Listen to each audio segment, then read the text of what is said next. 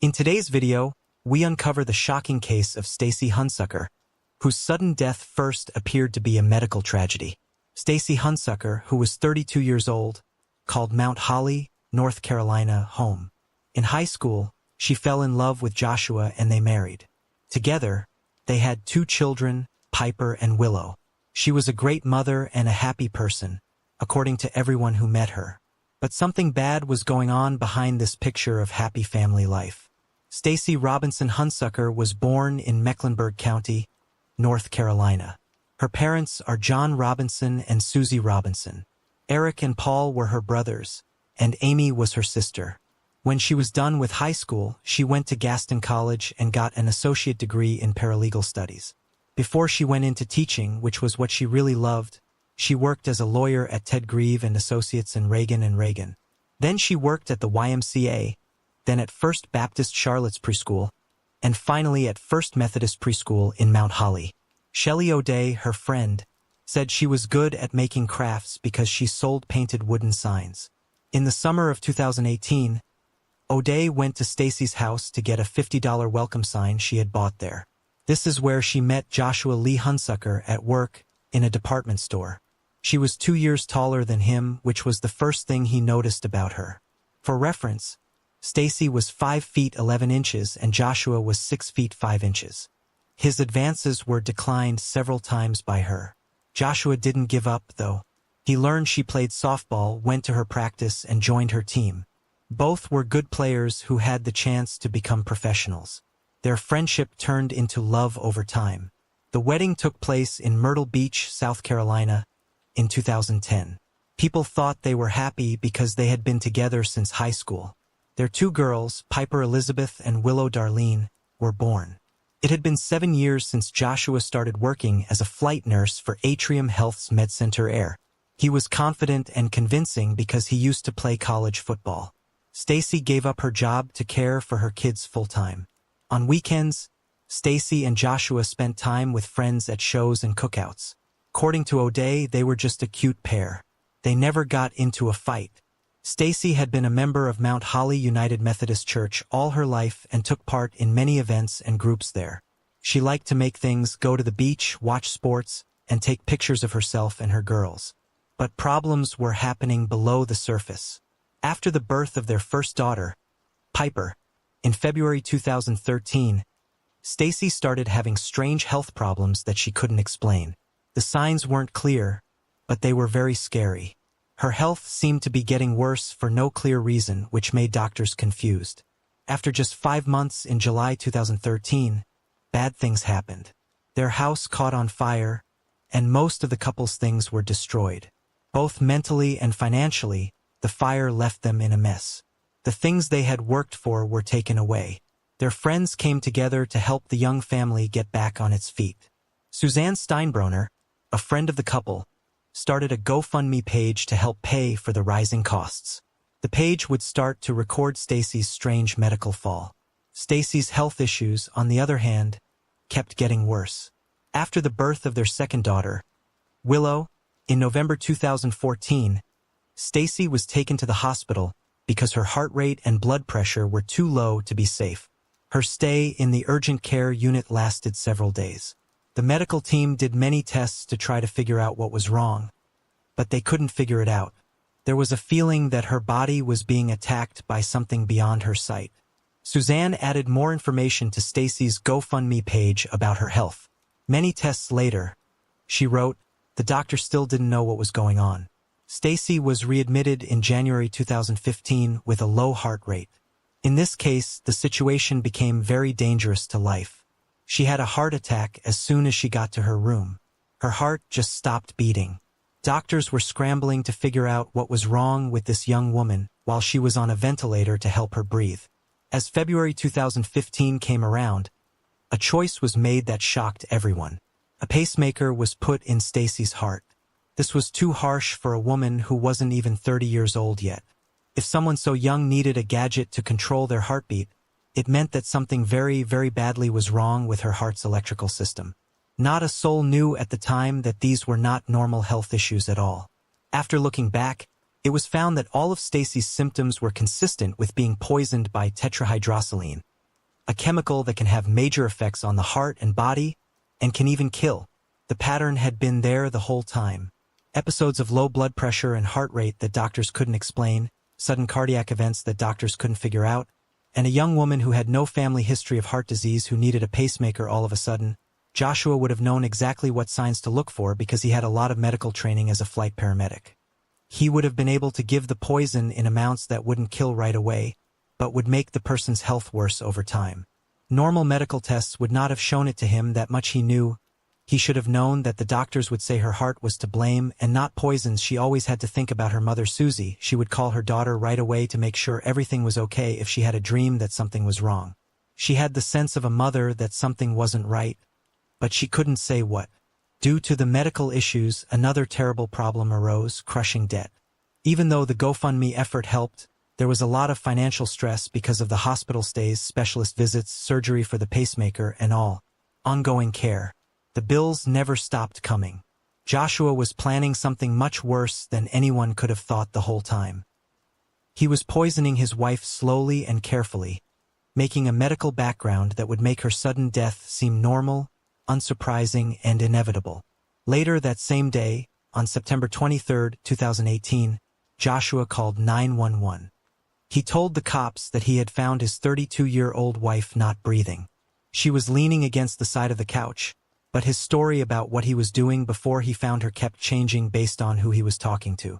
He told cops at the scene that he had gone outside to make sure their cars were locked. He said that there had been a lot of car thefts in the area lately. He checked to make sure their cars were safe. The story made sense.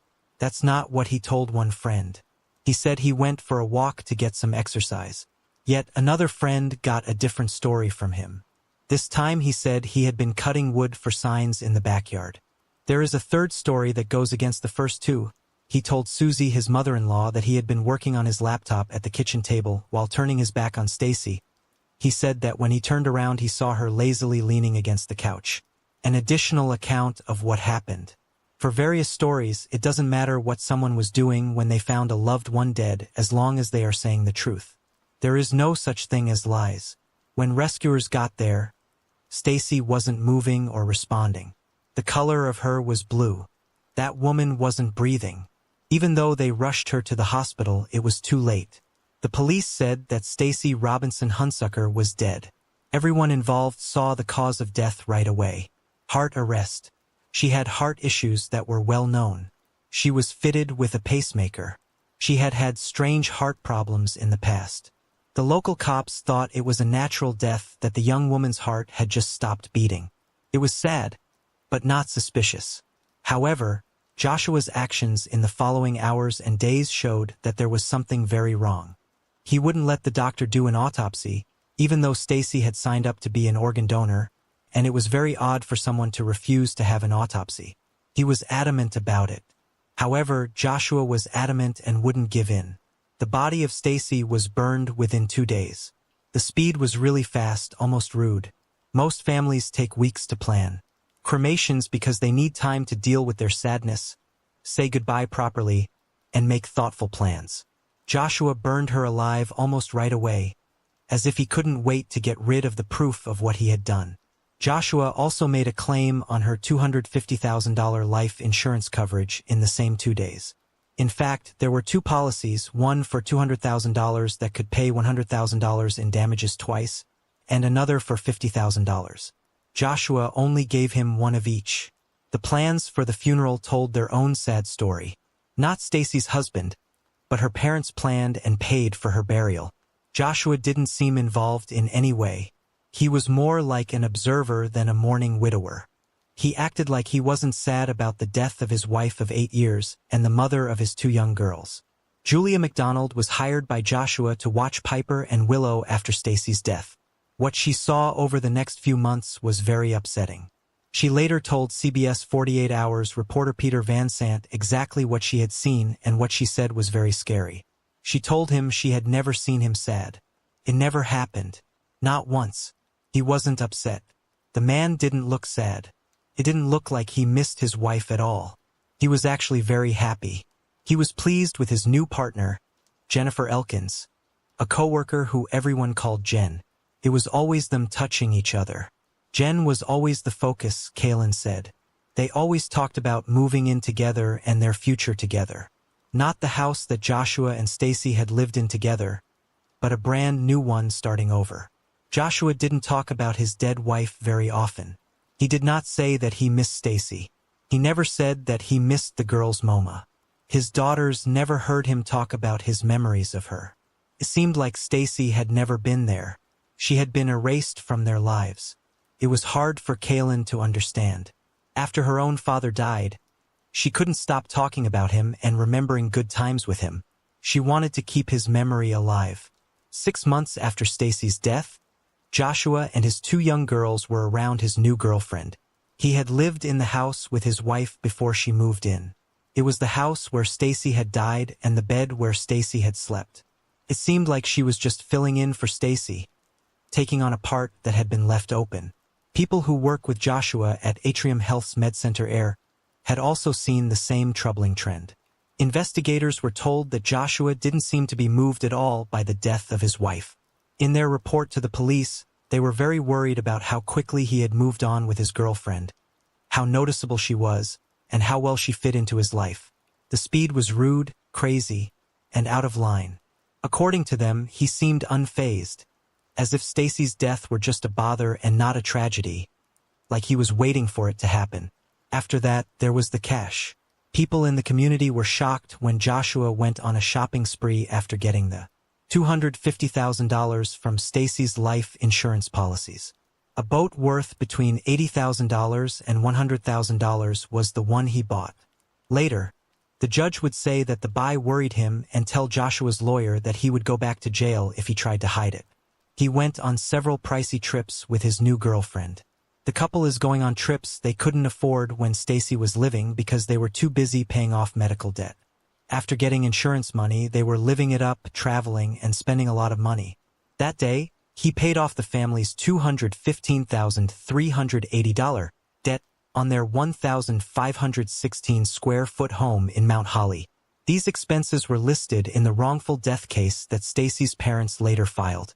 They painted a picture of a man who was thrilled to be free, thrilled to have money, and thrilled to start a new life with his mistress. Susie, Stacy's mom, saw these as huge, obvious red flags. Joshua had been seeing this woman before her daughter died. She found out. While Stacy was still living and fighting for her life in intensive care units, the affair went on behind her back. The life insurance claims were made just a few days after Stacy died, before the funeral even happened. In Susie's mind, the random insurance claims, the rejection of an autopsy, the immediate cremation, the new girlfriend who had been there the whole time, and her daughter's years of strange health problems that no doctor could explain were all starting to fit together. The boat, the trips, and the lack of any sadness. Definitely something was wrong. Susie Robinson did something that would change everything in May 2019, 9 months after her daughter died. She called the insurance department of North Carolina. She said her son-in-law was guilty of theft. She thought he had killed Stacy for the insurance money so he could date his lover without having to go through the trouble of getting a divorce.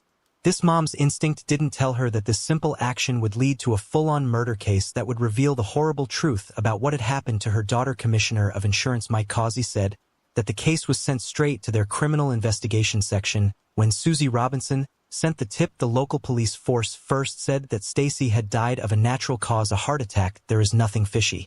No more changes needed. Put it in a folder. The insurance inspectors weren't happy, though. They would look further. Things would be questioned by them. The proof would lead them anywhere. Detectives from the North Carolina Department of Insurance's Criminal Investigations Division, the Gaston County Police, and the Department of Homeland Security made up the strong team. Lisa Morgan, a special agent, was given the job. In the course of her investigation, she found something that was truly essential. Stacy was an organ donor, so the LifeShare Donor Center kept a sample of her blood until she was cremated. This was normal procedure for organ donors, done to speed up the donation process and make sure the donors and recipients were compatible. But the one piece of proof that Joshua hadn't planned for, hadn't counted on, and couldn't destroy would make the difference between justice and a perfect crime. A sample of blood was sent to a lab for full toxicology tests. Normal tests for drugs and poisons came back clean. There is nothing strange or odd going on. However, the police did not end their work there. In order to find substances that wouldn't usually be on a regular toxicology panel, they asked for more specialized tests and a wider screening. The outcomes were truly shocking. According to Mike Causey, Stacy's blood had small amounts of poison in it. The poison was tetrahydrosaline, a drug that is used in eye drops to make them less red. But that level wasn't helpful, and it wasn't something that would be expected from normal use.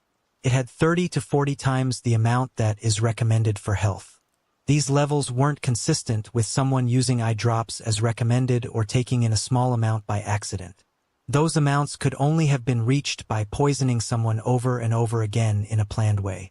Forensic toxicologist Demi Garvin looked over the results and became more and more worried. She said that because tetrahydrosaline was present in that amount, it had to be looked into further. It was like Mickey Finn in current times where something is put into a drink without the person's permission. It would be especially dangerous for someone with Stacy's known heart problem, someone with a pacemaker, or someone whose heart was already weak. Her weakest point, her most susceptible system, would be hit by the poison, which would make her death look like any other terrible heart event. It's also very important to note that normal toxicology screens don't usually check for it. It's not usually on the list of things that doctors look for when they think someone has been poisoned. You will not find tetrahydrosaline unless you are looking for it directly, know what you are looking for, or have a good reason to think you might have found it. You can't see it. In the end, North Carolina State Attorney Jordan Green told the court that the drug has a very bad effect on the heart and can stop the heart from beating or cause it to fail. It wasn't a mistake. That was a cold-blooded murder that was planned ahead of time.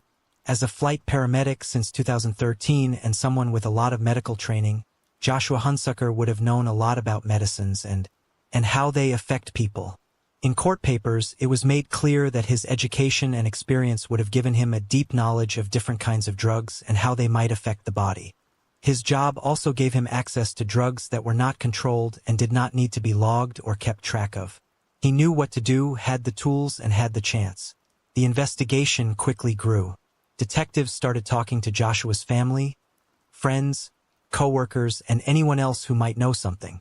They found out more about the case, which made it even scarier. Something important had happened about 20 miles south of Mount Holly, about 2 weeks before Stacy's death.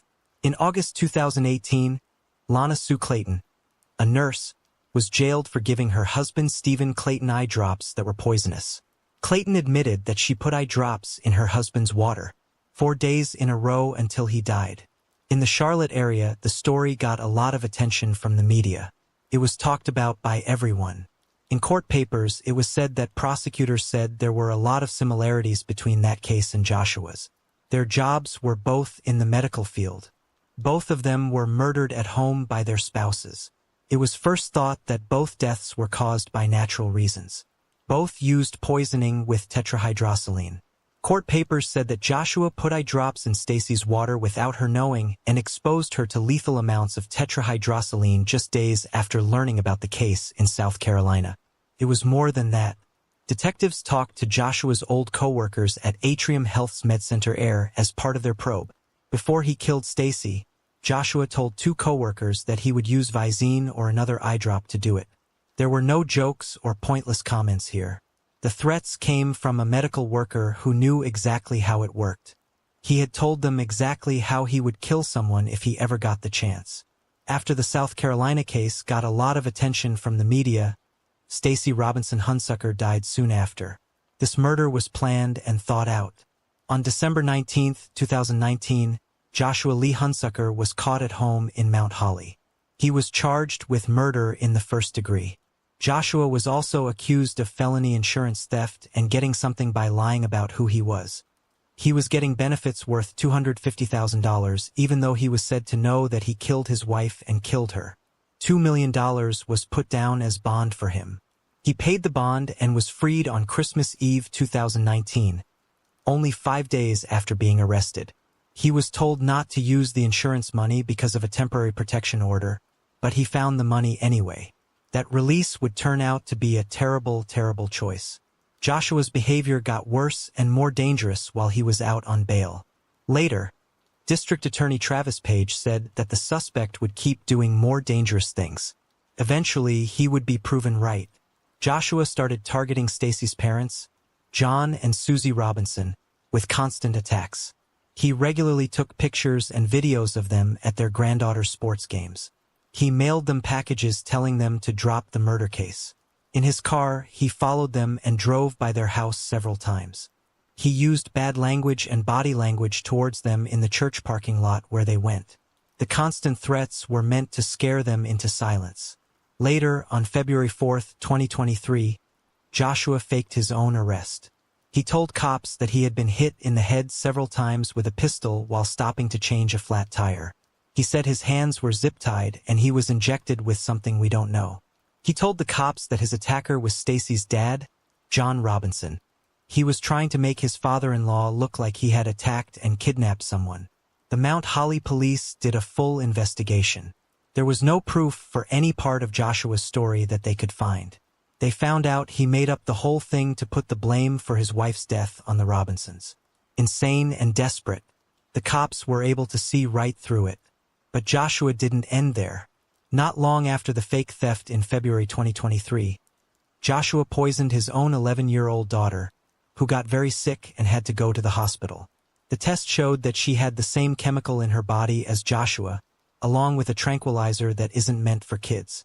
This is the same drug that was found in Joshua's truck. During her treatment, Joshua told the doctors that she thought she looked like she had been given Vecine. The medical staff said this wasn't a likely diagnosis based on her complaints. Authorities think Joshua poisoned his daughter to put the Robinsons on trial and get them out of his daughter's life. A judge found in July 2024 that Joshua had abused his daughter and not taken care of either of his other children. In August 2024, he was caught again for trying to scare witnesses. His bond was revoked in November 2024, and he is still in jail without bail. Bad things happened. Seriously, it was horrible. It was a sign of how far he was willing to go to avoid being responsible. A few weeks before he was arrested for murder, on November 26, 2019, Joshua is said to have set fire to medical equipment on an Atrium Health chopper over Charlotte. He lit a syringe pump on fire aboard the chopper at 12:59 a.m. Due to the fire, there had to be an emergency landing at a car lot on Independence Boulevard. No one got hurt. Joshua was charged with setting a fire illegally. The time was very important. This took place less than a month before he was charged with murder. Police thought Joshua knew he was going to be arrested soon and that the fire was another desperate attempt to cause trouble. Atrium Health released a statement expressing shock, saying they couldn't understand what could have driven him to put people in such grave danger. Joshua had also been put on administrative leave for allegedly bad behavior at work before he was arrested for murder. He lost his job at Atrium Health's MedCenter Air the day after he was arrested in December 2019. He had worked there since 2013. The intended date for Joshua's trial was March 2025. But prosecutors said that because of recent events, it might have to be moved to autumn 2025. After Joshua was arrested for the first time, Stacy's family put out a strong statement through their lawyer that showed how determined and hurt they were, saying, "Your beautiful girls Piper and Willow will have our full support and care." Kelly, who has known Stacy since high school, told her that she did not deserve this to happen to her. She was an excellent mom. She had a good attitude. According to a letter sent by Susie Robinson in April 2020, Stacy was missing a lot of important events. "I'm so sorry you can't be here for your pumpkin's birthday party. I gave both of your girls an extra hug today just for you." The case showed how important it is to look into scams to find murderers. Mike Causey, the commissioner of insurance, thought, "Who would have thought that an investigation into insurance fraud could turn into a full-on murder investigation?" Joshua would have committed the perfect crime without Susie Robinson's mother's sense and the blood sample that was kept safe from organ donation. Stacy Robinson Hunsucker was a loving mother, teacher, and church member. Her favorite things to do were make crafts, visit the beach, watch sports, and photograph her children. Her smile made everyone who knew her feel happy and at ease. Joshua is still in Gaston County Jail without bond as of November 2024. His two girls, who are now about 12 and 14 years old, are no longer in his care. John Robinson and Susie Robinson are still fighting over who gets to keep their grandkids. Justice has not yet been done. But one thing is for sure, Stacy Robinson Hunsucker will not be forgotten. This case shows how dark and unpredictable people can be. Let me know what you think in the comments and subscribe for more true crime content.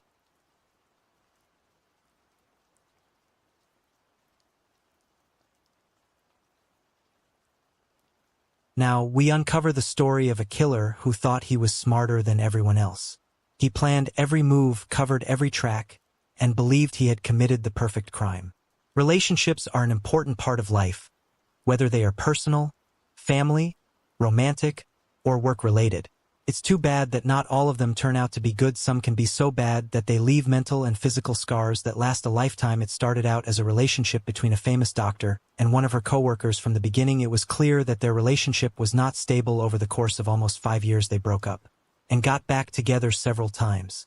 The woman stayed positive and gave the relationship many chances, even though her feelings were all over the place.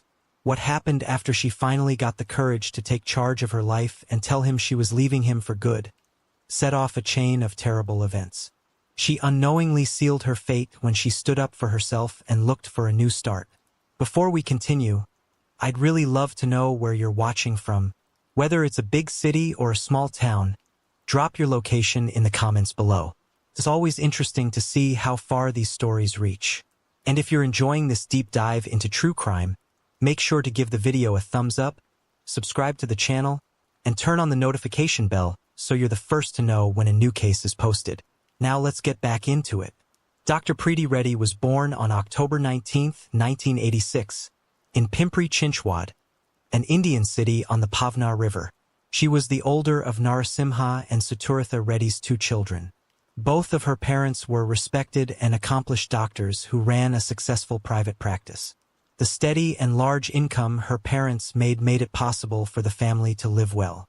4 years younger than Preeti, Nithya was her sister when they were kids. The sisters made a close bond early on and were almost never apart. They always supported each other no matter what, from childhood secrets to hopes and problems. They grew up in a loving home where strong cultural values and a deep love for family were taught. The girls at the Reddy home were given every chance to do well in school because that was important to their parents. Because Narasimha and Sutrata were wealthy, they were always willing to put money into their girls' health and future.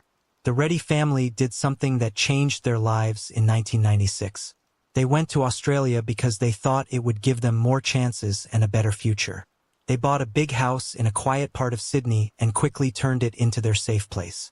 Both did very well in school at a famous private school. As time went on, Preeti grew into a smart, pretty, and charming young woman. Her personality was outgoing, social, and driven. Her parents were both nurses, and she always wanted to follow in their path by working in healthcare.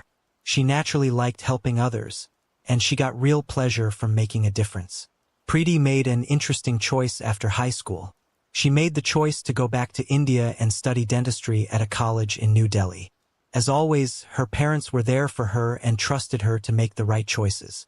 About 2013 or so, Preeti finished some of her training and went back to Australia to live with her family again.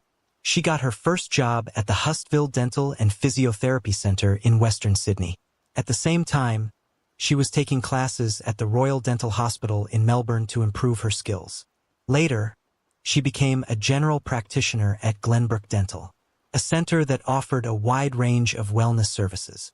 Peers and patients knew Dr. Preeti Reddy as a rising star in her field because she was very good at what she did and loved it. She was always getting better at what she did and learning new things. In early 2019, right before something that changed her life happened, she was taking advanced courses in dental implants with the goal of one day starting her own clinic in Melbourne. Those dreams would never come true, which is sad. In 2013, while Preeti was still in the overseas trained dentist program, she met Dr. Harshwardhan Nard, who went by the name Harsh, at a training or meeting she was attending. He was Indian like Preeti and came from a line of healthcare workers. Following in the footsteps of his family, Harshwardhan also decided to become a dentist. The two quickly found things they had in common and they became attracted to each other almost right away. After getting to know each other for a few months, they started dating. But there were warning signs about the partnership from the start. There were times when Harshvardhan was protective and moody. He often made fun of Preeti's feelings, questioned her actions, and used subtle tactics to keep her in line. Besides that, he hurt her confidence and made her feel like she wasn't good enough. The first person to notice that something was wrong was Preeti's younger sister Nithya. She knew that Preeti was seeing someone, but her sister never told the family about him. Preeti never had him over to their house and didn't talk about him in any way. In the meantime, Preeti started to act differently. She shut down, felt unsafe, and grew detached. The sparkle in her eyes started to go away. She used to be a happy and sure of herself woman, but now she seemed always on edge, like she was living under a lot of mental stress.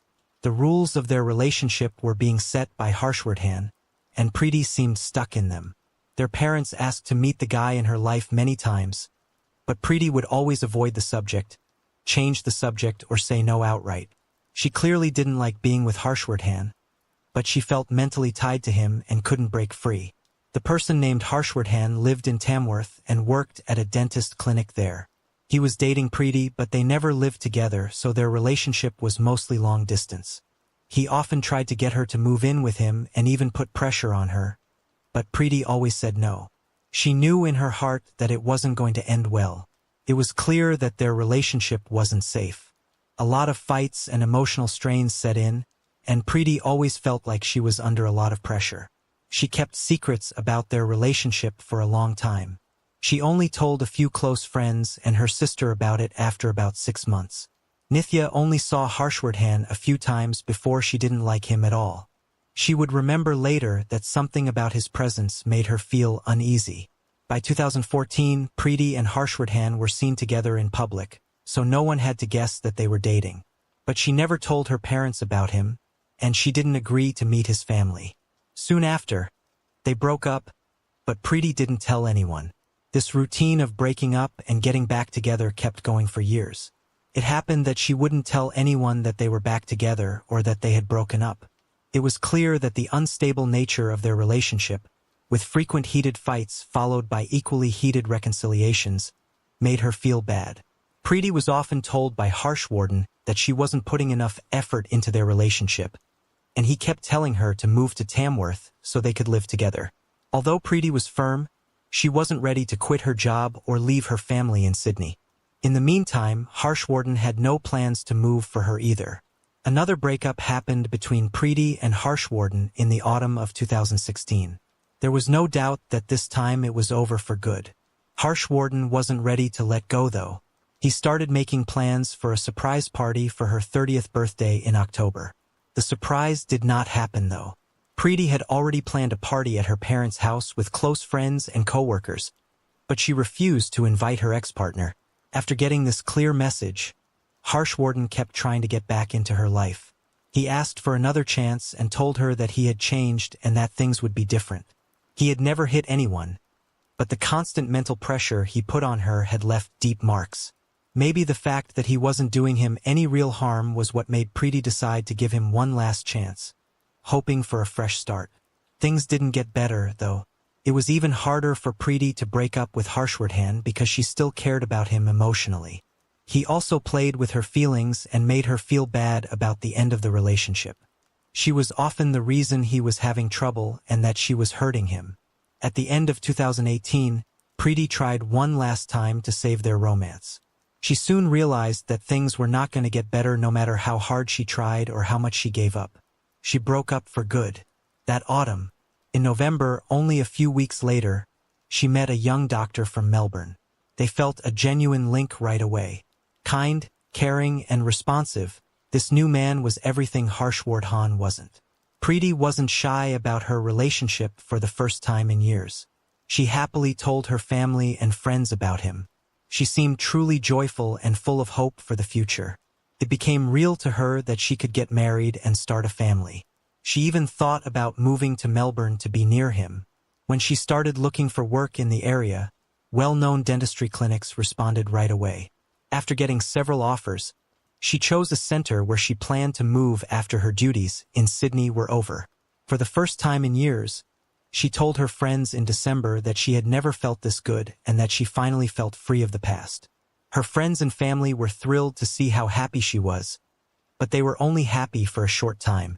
The news of Preeti's new relationship reached Harshvardhan in January. He started to contact her again by calling, texting, and trying to set up a meeting because he was angry and jealous. Although Preeti was sure of what she wanted to do, she didn't pay attention to anything he did. By February, Harshvardhan told his brother on the phone that he couldn't accept what he saw as deception. He kept talking about Preeti as if she still belonged to him, and he thought that her new relationship was hurtful to him. He told her that he wouldn't let her marry someone else and even gave the impression that he was ready to do something very bad. It seemed like empty, angry threats made out of anger and helplessness at the time. Sydney held a 2-day international dental meeting starting on March 1, 2019, where the latest dental techniques were shown. People who went included Dr. Preeti Reddy and Dr. Harshvardhan Nard, who used to be her boyfriend.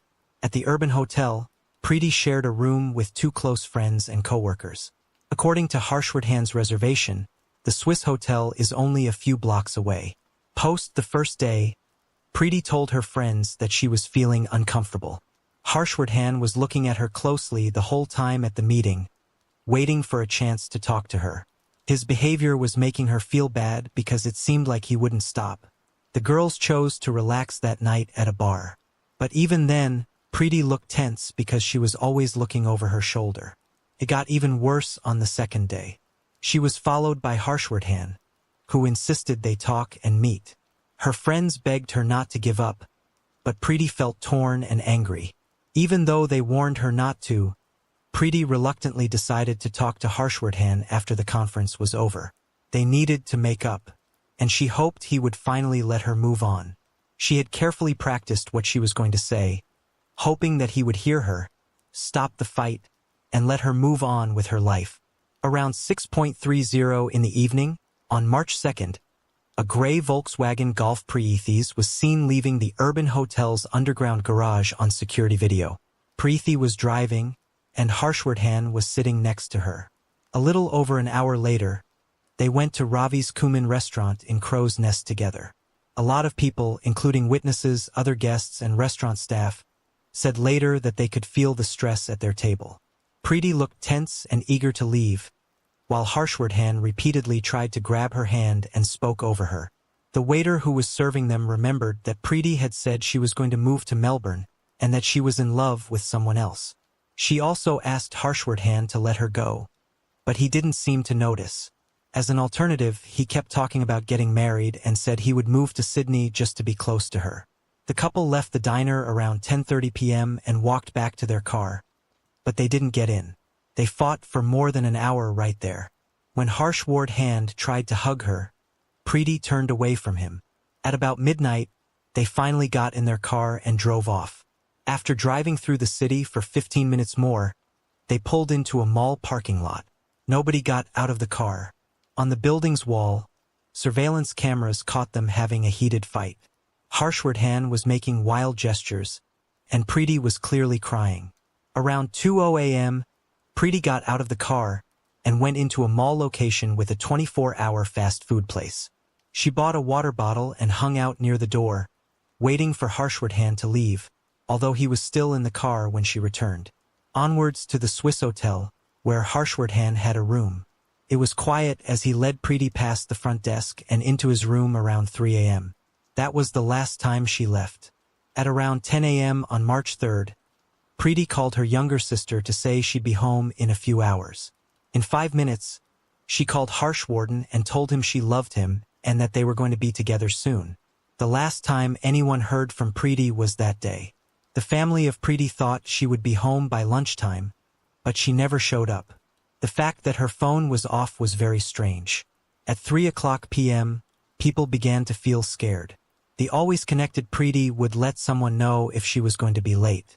Her family started calling her friends and coworkers right away to see where she was. Fear turned into worry as the day went on with no sign of her. They then found out that she had been seen at the conference with her ex-boyfriend, Harshvardhan, who was allegedly trying to get back together with her and wouldn't leave her alone. Nithya called Harshvardhan, but he either didn't answer or said no, even though his phone was still on. It was clear to the police that night, March 3rd, that her family thought her ex-boyfriend might be involved when they made a missing person report. They also started their own search and called everyone who might have seen or talked to Preeti. Also, Nithya made a number of posts on social media where she shared new pictures and asked people for any information that might help her find her sister. The post reached almost 2,000 people in 24 hours, including some of Preeti's past patients. Many people offered to help look for her or spread the word, but no one knew for sure where she was. Only Harshvardhan could lead them, but he still wasn't answering the phone. In the afternoon of March 4th, Harshvardhan finally picked up one of Nithya's calls. His answer was surprisingly cool. Apparently, Preeti was an adult and would be there soon. He said they had seen each other at the meeting, but only talked for a short time before they parted ways. Strangely, Harshvardhan called Nithya back an hour later. This time, he was very angry. He yelled at her and asked her why she was calling his family, friends, and co-workers to ask about Preeti. Without any proof, he said that the Reddy family was unfairly blaming him and hurting his image. His behavior sent up big red flags. He didn't seem to care that Preeti had disappeared all of a sudden or that she might be in danger. Plus, the fact that people were looking for her and paying attention to him made him feel even worse. Since Preeti had agreed to meet Harshvardhan for dinner, he was probably the last person to see her. His family demanded that he talk to the police and give a full account before he was officially called in. Harshvardhan went to Sydney later that day and walked into the police station saying he wanted to help and was ready to share what he knew. The police noticed right away that he was acting strangely. He was shaking, sweating, walking, and making hand gestures without controlling himself. He told them that he saw Preeti at the meeting and at dinner on March 2nd. He said they had their last talk, ended their relationship, and then he called her a taxi. According to him, that was the last time he saw her. But there were holes in his story. He got confused, contradicted himself, and had a hard time keeping the same version of the schedule when he was asked to talk about what happened again. The cops had no solid reason to hold him, even though he was acting strangely, so they let him go. Before they left, though, a detective said that they were looking at surveillance tape that might show where Preeti and Harshvardhan were going. The goal that night was to put together the plan in great detail. The thing he said seemed to rattle him. After only a few hours, he went back to the station and changed his story. He said he wasn't the one who called the cab for Preeti. They took her own Volkswagen Golf to the restaurant, which she had driven herself. He said he was just nervous and didn't think those things would matter when asked why he had lied at first. Later that March 4th, news came out about a bad car accident on the New England highway. At high speed, a BMW crossed into oncoming traffic and hit a truck head-on. Police said the driver was dead at the spot. The person who died was named Dr. Harshvardhan Nard. But how did he get into such a terrible accident on a road that wasn't very busy? The surveillance video showed that Harshvardhan had quickly sped up and driven into the path of the truck on purpose. The case looked like a suicide, and soon after, more evidence backed up that idea. When the detective talked about surveillance video, it was clear that it had really scared him. Harshvardhan probably knew that police would soon be able to piece together where he and Preeti had gone that night, who had seen them, and how she got to his hotel room with him and never came out. The next day, after Harshvardhan died, Preeti's stolen Volkswagen Golf was found abandoned in a quiet suburban area on the edge of Sydney. Her body was stuffed into a big blue bag inside the trunk and was no longer alive. Later, forensic detectives confirmed that she had a serious head injury and 11 stab wounds, mostly in her neck and back. 2 days later, after putting together security video and interviews with witnesses, police were able to figure out what had happened. Preeti decided to have dinner with Harshvardhan on March 2nd. She probably did this to end their relationship and move on with her life. A waiter heard bits and pieces of their talk and remembered that Preeti seemed upset and scared. They drove for hours after dinner before they got to the hotel where Harshvardhan was staying.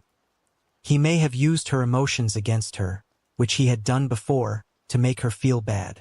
Maybe she went along with the plan to make things better, say what she meant, and then move on. Detectives thought that the horrible act must have happened in the room because she was never seen leaving the hotel. There were signs of blood in the bathroom, even though it had been cleaned so well that the housekeepers hadn't seen anything strange. Preeti may have gone into the toilet to call her new partner. Hearing the call may have been too much for Harshvardhan. As soon as she hung up the phone, he reportedly attacked her from behind, hitting her on the head and cutting her several times with something sharp. Harshvardhan quietly cleaned up after the act, went to the front desk and asked to stay another night. He then ate breakfast at the hotel restaurant and then went shopping in the area. He bought a big blue suitcase and a bunch of different kinds of cleaning materials. Then he went back to his hotel room. His checkout time was around 5 p.m. A worker noticed that the man's suitcase seemed especially heavy when he was asked if he needed help with it. Without much thought, Harshvardhan said that he had bought too many gifts for his family. Putting everything in Preethi's Volkswagen Golf, he drove to the edge of the city and left the car. In a quiet neighborhood corner, hoping no one would notice for a while, Harshvardhan got his BMW from the yard and started driving back to his home in Tamworth after everything that had happened. At some point along the way, he stopped at a petrol station to get petrol and coffee. Several people later said they saw him there. They remembered that his phone kept ringing over and over, but he either cut the calls off or didn't pay attention to them at all. Later, it was proven that those calls came from Nithya, who was desperately trying to get in touch with him while looking for her sister. Harshvardhan probably thought he had committed the perfect crime, covering his tracks so well that police would not be able to connect him to anything. He was sure that they would not be able to prove it, even if they did. What he hadn't thought about was that almost every place he and Preeti had gone that day had surveillance cams. Those tapes would soon show what was really going on. Harshvardhan knew he had made a mistake when he thought about how quickly the police would have solid proof of his participation. He decided not to wait for an arrest or trial. Not waiting for justice to be done, he ended his own life. Harshvardhan's family refused to think that he could have done something so horrible, even though the evidence kept growing. It was hard for them to believe that he could have killed someone so brutally and purposefully.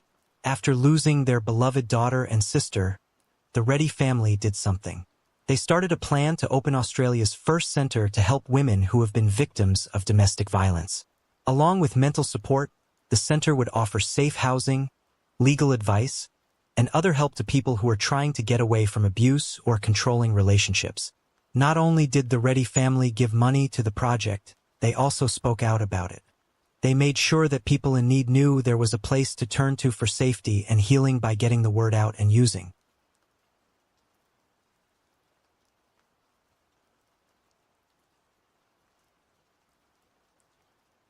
Oluwaseun Adebayo's journey began far from the manicured lawns of Millbrook in the bustling city of Lagos, Nigeria. Born in 1990 to a family struggling to make ends meet, Oluwaseun, or Sean, as he would later be known, learned early that survival often meant bending the rules. His father, a street vendor, and his mother, a seamstress, instilled in him a hunger for a better life, one that seemed perpetually out of reach in the crowded streets of Lagos. By his early 20s, Sean had exhausted every legal avenue to leave Nigeria. His applications for student visas were repeatedly denied, and work permits seemed an impossible dream. It was during this time of frustration that Sean fell in with a group of young men who specialized in what they euphemistically called alternative immigration strategies. Sean's first attempt in 2018 ended in failure when his tourist visa application was denied. Undeterred, he spent the next 2 years building a more convincing cover story. He created a fake business, fabricated bank statements, and even paid for a sham sponsor in the U.S. In 2020, his persistence paid off. He was granted a 6-month tourist visa. Arriving in New York with nothing but a small suitcase and big dreams, Sean quickly realized that his fantasy of America clashed harshly with reality. The city was unforgiving, the people cold, and opportunities for an illegal immigrant were scarce.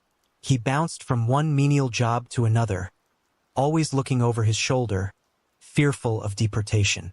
It was during this time that Sean refined his strategy. He observed that older, lonely women were often more susceptible to his charms and less likely to scrutinize his background too closely. He practiced his seduction techniques in bars and community centers, each encounter a rehearsal for the performance of a lifetime. With a mixture of desperation and determination, Sean boarded a bus to California in the summer of 2022. He arrived in Millbrook with a singular goal: to find a woman he could marry quickly, secure his green card, and then discard. Little did he know that in pursuing this cold-hearted plan, he would set in motion a chain of events that would lead to tragedy.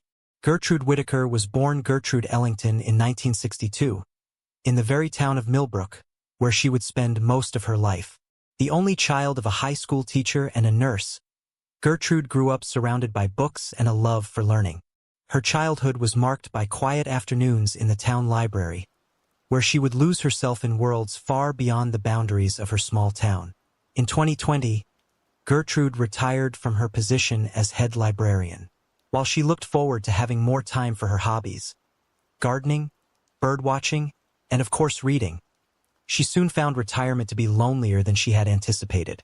Her days, once filled with the bustle of the library and the company of coworkers and patrons, now stretched before her in quiet solitude.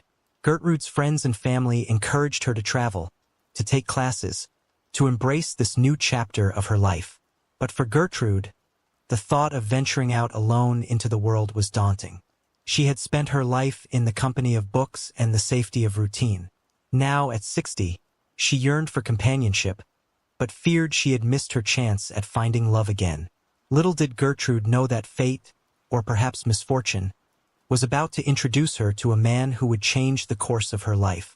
As the autumn of 2022 approached, Gertrude Whittaker was a woman poised between contentment and longing, unaware that she was about to become entangled in a web of deceit that would ultimately lead to her demise.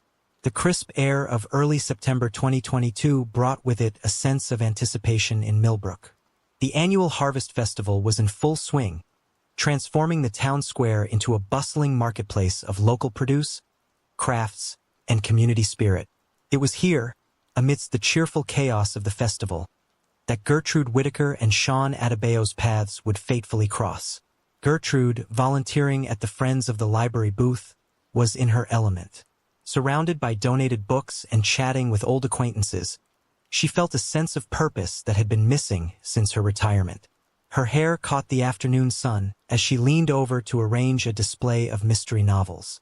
Sean, having arrived in Millbrook just days earlier, was strategically positioning himself to meet potential targets. He wandered through the festival, his eyes scanning the crowd, looking for women who fit his criteria: older, seemingly well-off, and most importantly, alone. As Sean approached the book booth, his gaze fell upon Gertrude. He noted her tasteful jewelry and well-kept appearance, indicators of financial stability.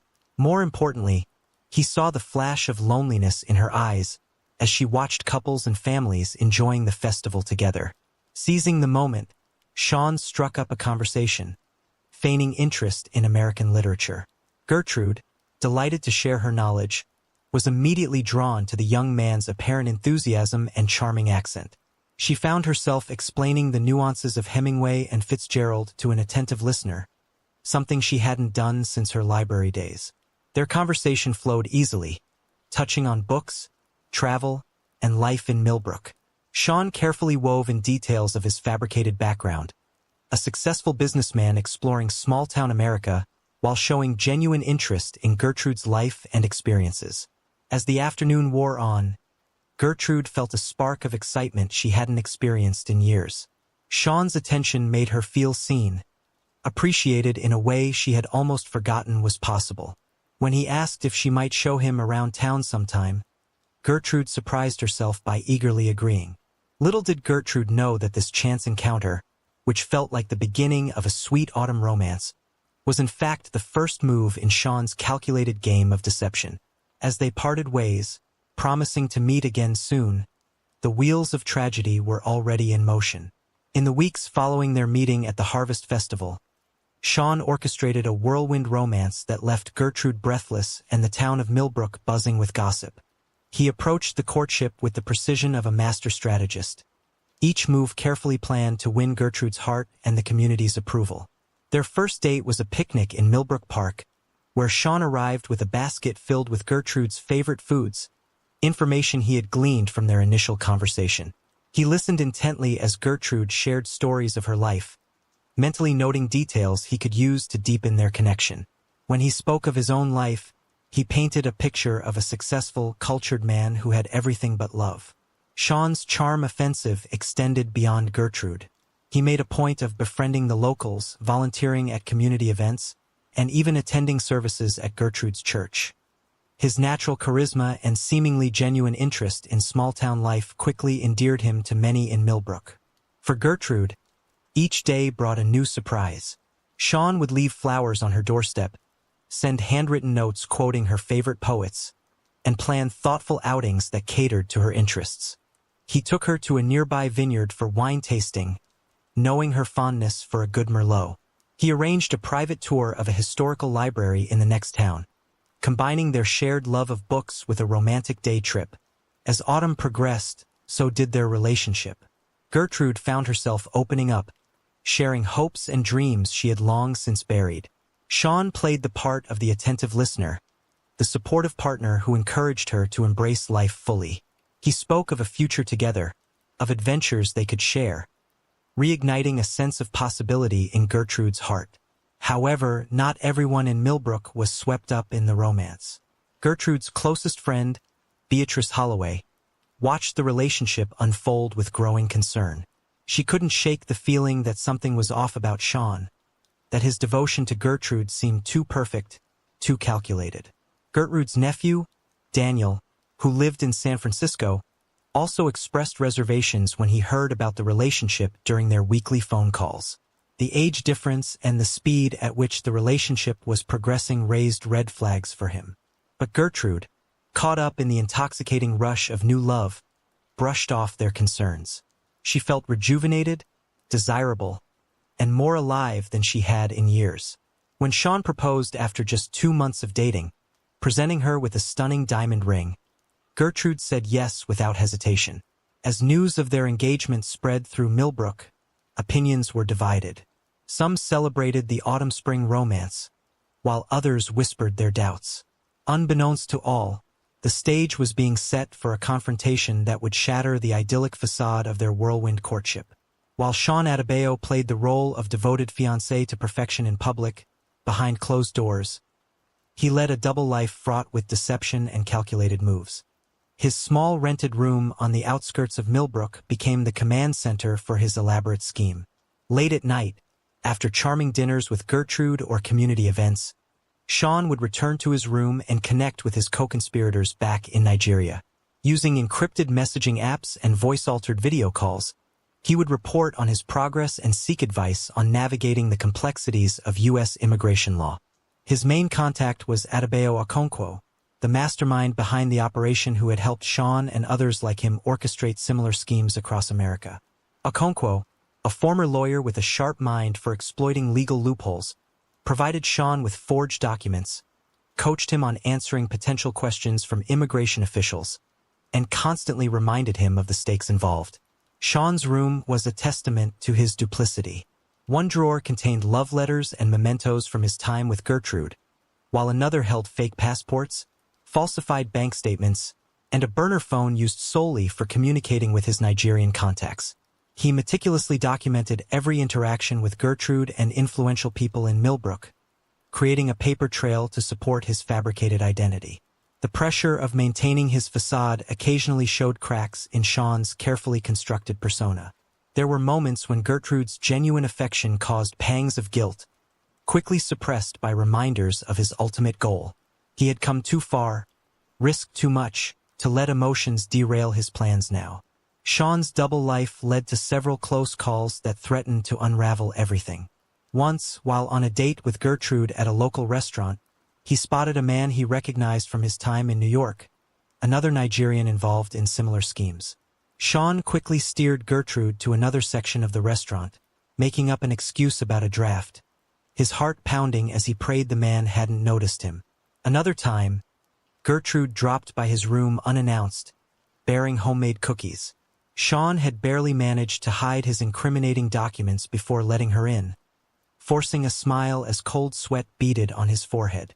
Perhaps the closest call came during a dinner with Gertrude's nephew, Daniel, who had come to visit from San Francisco. Daniel works in tech and analytics, asked pointed questions about Sean's background and business dealings. Sean deflected with practiced ease, but the encounter left him shaken. He spent that night on a lengthy call with Okonkwo, strategizing how to handle similar situations in the future. As the wedding date approached, Sean's communications with his Nigerian contacts intensified. They discussed the next steps, how to secure the green card, the optimal time to initiate divorce proceedings, and strategies for moving on to the next target. Sean assured them that everything was proceeding according to plan, that Gertrude suspected nothing. But even as he confidently laid out his strategy to Okonkwo and the others, a small voice in the back of Sean's mind whispered doubts. He had underestimated the complexity of human emotions, both Gertrude's and, unexpectedly, his own. As he ended the call and stared at his reflection in the darkened window, Sean wondered if he was truly prepared for the final act of his deception. As October gave way to November, the town of Millbrook buzzed with excitement over the upcoming nuptials of Gertrude Whitaker and Sean Adebayo. The couple had decided on a quick wedding, citing their desire to start their new life together as soon as possible. This haste, while raising eyebrows among some, was attributed to the passion of their whirlwind romance. Gertrude threw herself into the wedding preparations with an enthusiasm that surprised even her closest friends. She seemed to have a new lease on life, her eyes sparkling with joy as she pored over bridal magazines and flitted from one appointment to another.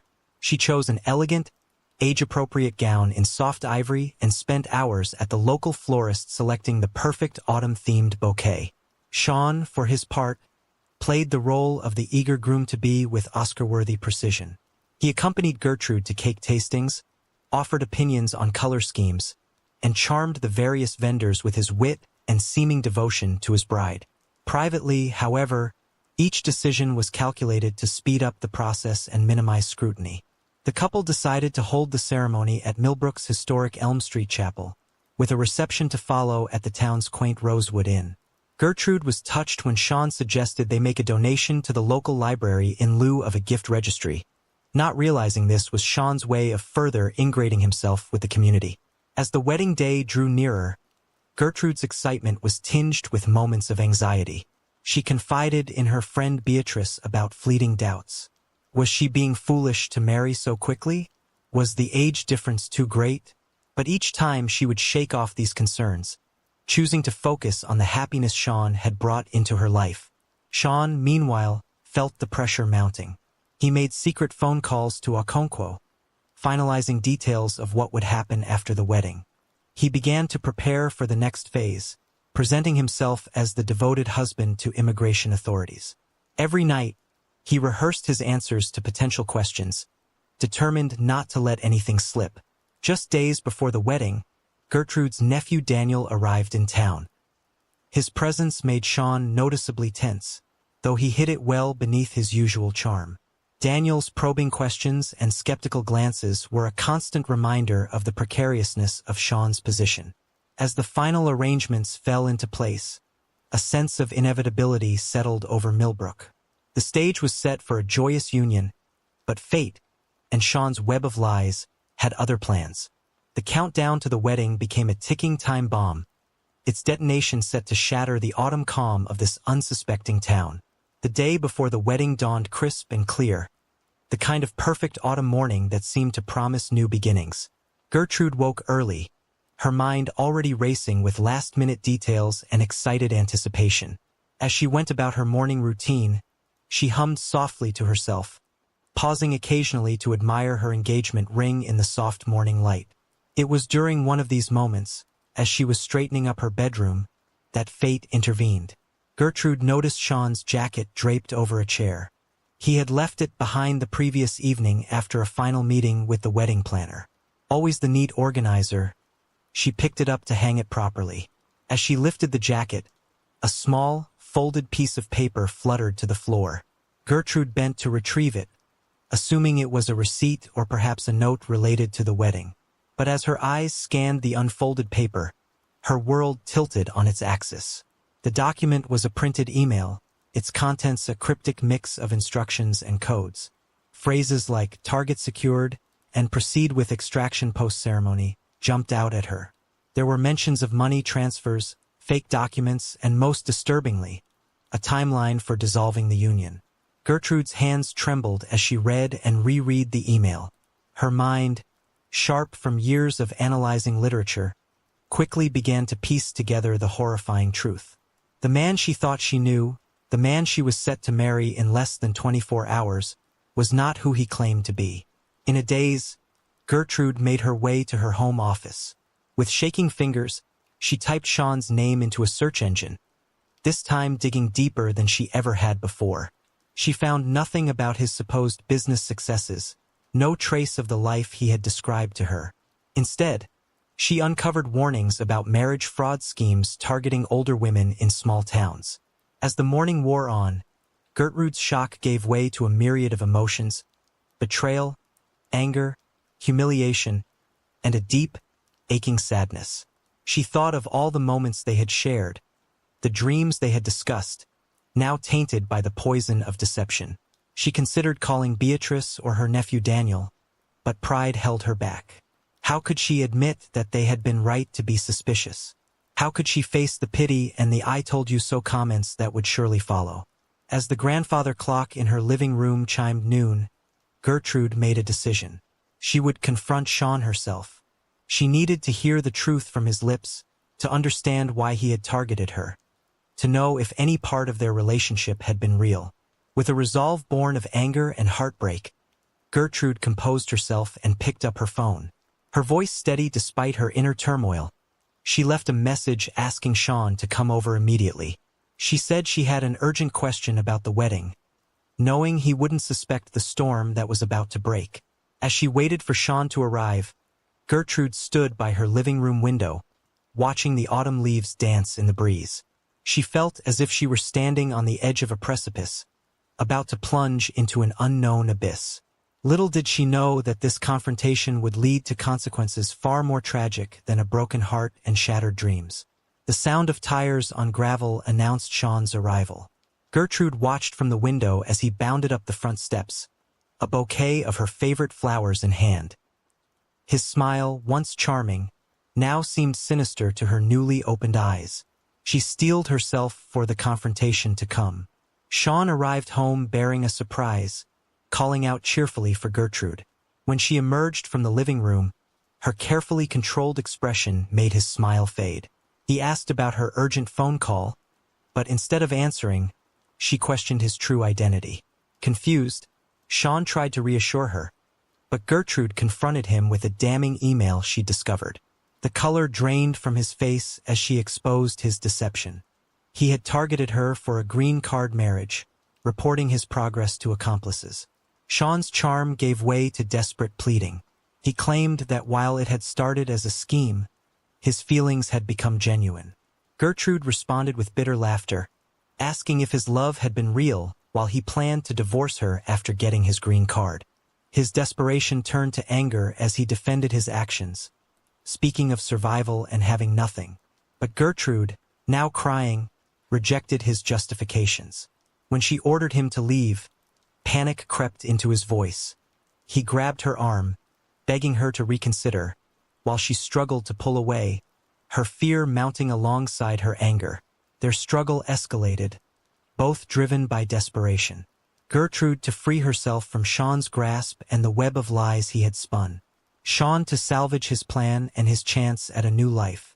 In the heat of the moment, neither was fully aware of how close they had come to the top of the stairs. It happened in an instant. Gertrude wrenched her arm free with unexpected force. Sean, caught off balance, instinctively reached out to steady himself. His hand connected with Gertrude's shoulder, a reflexive push that under normal circumstances would have been harmless. But they were not in normal circumstances. Gertrude, already off balance from the struggle, felt herself falling backwards. Time seemed to slow as she teetered at the top of the stairs, her eyes locking with Sean's in a moment of shared horror before gravity took hold. The sound of Gertrude's body tumbling down the stairs echoed through the house, followed by a sickening silence that marked the devastating turn their confrontation had taken. After Gertrude fell down the stairs, Sean stood paralyzed at the top, the silence broken only by his pounding heart. When she weakly called out that she couldn't move, he rushed to her side. She lay crumpled on the floor, her hair spread around her head, her eyes filled with pain as she begged him to call an ambulance. Though Sean apologized frantically, claiming it was an accident, he hesitated when pulling out his phone. His mind raced with the consequences. Calling for help would destroy his chances at a new life and likely lead to his deportation. As Gertrude's breathing grew more labored, she pleaded with increasing desperation. But Sean had made his terrible choice. Tears streamed down his face as he apologized one final time, unable to bring himself to make the call. Betrayal flooded Gertrude's eyes as she realized he meant to let her die. Sean backed away, his survival instinct overriding any genuine feelings he'd developed. He moved methodically through the house, erasing traces of his presence while Gertrude's breathing grew weaker. When her voice, now just a whisper, called out one last time, Sean had already committed to his path. With a final glance at the woman he'd planned to marry, he slipped quietly out of the house. Outside, the autumn day continued undisturbed. Birds chirped, leaves rustled in the breeze, oblivious to the tragedy that had unfolded within the house. Sean walked to his car, his movements mechanical, his mind already formulating his next move. As he drove away from Gertrude's house for the last time, Sean glanced in his rearview mirror. The image of Gertrude, lying broken at the bottom of the stairs, was seared into his memory. In that moment, he realized that in his desperate pursuit of a better life, he had lost something fundamental to his humanity. The quiet streets of Millbrook slipped by as Sean drove, the picturesque town now a backdrop to a tragedy of his own making. Behind him, in the house that had almost become his home, Gertrude Whittaker took her final breaths, alone and betrayed by the man she had dared to love. The discovery of Gertrude Whittaker's body sent shockwaves through the tight-knit community of Millbrook. It was Beatrice Holloway, concerned when Gertrude didn't answer her calls on the morning of what should have been her wedding day, who found her friend's lifeless form at the bottom of the stairs. The police arrived quickly, transforming the quaint house into a crime scene. Detective Liam Reeves, a veteran of the Millbrook Police Department, took charge of the investigation. Initial observations suggested an accidental fall, but something about the scene didn't sit right with Reeves. As news of Gertrude's death spread, so did questions about the whereabouts of her fiancé, Sean Adebayo. His conspicuous absence raised suspicions, turning him from grieving partner to prime suspect in a matter of hours. The investigation uncovered a trail of inconsistencies in Sean's background. His business contacts proved non-existent. His past addresses led nowhere. It became clear that Sean Adebayo was not who he had claimed to be. Gertrude's nephew, Daniel, proved to be a valuable asset to the investigation. His tech expertise helped uncover digital breadcrumbs that Sean had failed to erase completely. Emails, money transfers, and encrypted messages began to paint a picture of a complex fraud operation with international connections. After 2 years on the run, Sean Adebayo was finally apprehended in March 2024 at a small airport in Mexico, attempting to board a flight to Colombia using forged documents. Following his extradition to California, he faced trial for the death of Gertrude Whittaker. In a packed courtroom in Sacramento, with Gertrude's nephew Daniel and her friend Beatrice in attendance, Judge Marion Reeves sentenced Adebayo to 25 years to life for second-degree murder, with additional charges for fraud and identity theft. As he was led away in handcuffs, the former charmer's confident facade had crumbled completely, leaving only the hollow shell of a man whose desperate gambit for a better life had destroyed both his dreams and an innocent woman's life.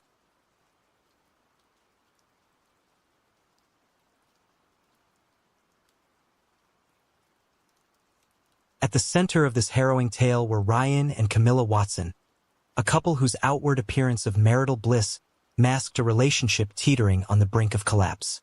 Ryan, a 35-year-old insurance salesman with a receding hairline and a desperate gleam in his eyes, had watched helplessly as the passion in his marriage flickered and died over the course of 7 increasingly bitter years. Camilla, 32, taught 3rd grade at Millbrook Elementary. With her warm smile and patient demeanor, she was beloved by her students and respected by their parents. But behind closed doors, her bright exterior dimmed, suffocated by the weight of a loveless marriage. Born in 1983 to working-class parents in Millbrook, Ryan had always felt the sting of being overlooked. The middle child of three, he watched as his older brother excelled in sports, and his younger sister charmed everyone with her vivacity. Ryan, by contrast, was unremarkable.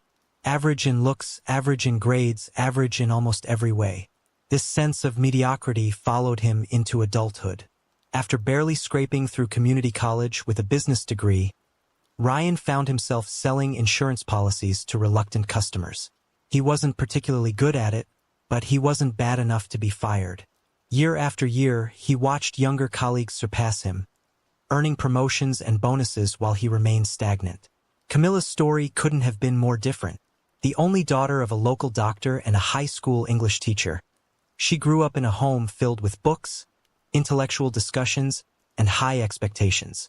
Naturally bright and hardworking, Camilla breezed through school, graduating at the top of her class before heading off to a prestigious state university to study education. It was during her senior year of college that Camilla met Ryan at a mutual friend's barbecue. She was home for the summer and he was instantly smitten by her easy laugh and kind eyes. For Camilla, Ryan represented a break from the high-achieving, often pretentious men she dated in college. His self-deprecating humor and apparent lack of ambition felt refreshingly genuine. Their whirlwind romance bloomed over that summer, and by the time Camilla returned to school in the fall, they were deeply in love. They married the following year in a modest ceremony at Camilla's parents' backyard. For a while, it seemed like a fairy tale. Ryan was attentive and loving, while Camilla's optimism and encouragement seemed to buoy his self-esteem. But as the years wore on, the cracks began to show. Ryan's initial contentment with his lot in life calcified into a stubborn refusal to strive for more. Camilla, who had once found his lack of ambition charming, grew increasingly frustrated. She longed for intellectual stimulation, for travel, for the kind of life she'd always imagined for herself. Their arguments, at first infrequent, became a regular occurrence. Camilla would plead with Ryan to go back to school, to look for a better job, to show some initiative. Ryan, feeling attacked and inadequate, would lash out, accusing her of being unsatisfied with who he was. By their 7th anniversary, the Watsons were little more than roommates. They slept in separate bedrooms, ate meals in silence, and communicated mainly through terse notes left on the kitchen counter. Camilla threw herself into her work, staying late at school and volunteering for every committee and extracurricular activity available. Ryan, meanwhile, retreated into a world of online gaming and late-night TV, nursing his wounded pride with beer and resentment. It was in this atmosphere of mutual disappointment and unspoken recriminations that Ryan's desperate plan began to take shape. The seed of Ryan's scheme was planted on a rainy Tuesday evening in late September. He had stopped at O'Malley's, a dingy bar on the outskirts of town, to avoid going home to the cold silence of his house. As he nursed his third beer, a man slid onto the stool next to him. Lyle Dawson was the kind of person most Millbrook residents crossed the street to avoid. With his unkempt beard, tattooed arms, and perpetually bloodshot eyes, he looked every inch the small-time criminal he was.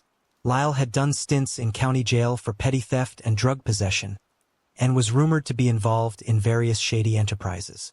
As the night wore on, Lyle's tongue loosened, and he began to share stories of his recent exploits and close calls with the authorities. His tales were filled with daring schemes and narrow escapes, each more outlandish than the last.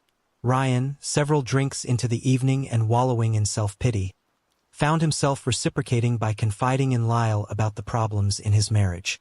In his inebriated state, Ryan expressed a desire to do something significant, something that would make his wife take notice of him again. He likened his aspirations to the heroic deeds of movie protagonists who rescue damsels in distress and emerge as heroes. Lyle's interest was piqued by Ryan's vulnerable state and desperate wish. Seizing the opportunity, he leaned in conspiratorially and suggested that he might be able to help Ryan achieve his goal of becoming a hero, for a price, of course. His words carried a hint of danger and excitement, tempting Ryan with the promise of reclaiming his wife's attention through some unspecified, potentially illicit means. And so, over the next hour, fueled by alcohol and desperation, a plan was hatched. Lyle would kidnap Camilla, holding her for a short time in an abandoned farmhouse outside of town. Ryan would then swoop in to rescue her, proving his worth and reigniting the spark in their marriage. As the night wore on, the plan grew more elaborate. They discussed the timing, the location, even the ransom note Lyle would leave. Ryan, caught up in the excitement, barely flinched when Lyle named his price. $5,000 up front, another $5,000 after the rescue. It wasn't until Ryan woke up the next morning, head pounding and mouth dry, that the full weight of what he'd agreed to hit him. For a moment he considered backing out, but then he imagined Camilla looking at him with admiration again, falling into his arms in gratitude and relief. The thought was intoxicating. Over the next few weeks, Ryan threw himself into the preparations. He withdrew money from his meager savings, scouted locations, and met with Lyle several times to refine the details. With each passing day, his excitement grew. Soon he thought everything would change.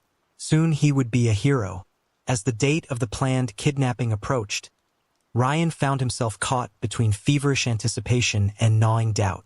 He had always been a cautious man, more likely to overthink a decision than to act impulsively.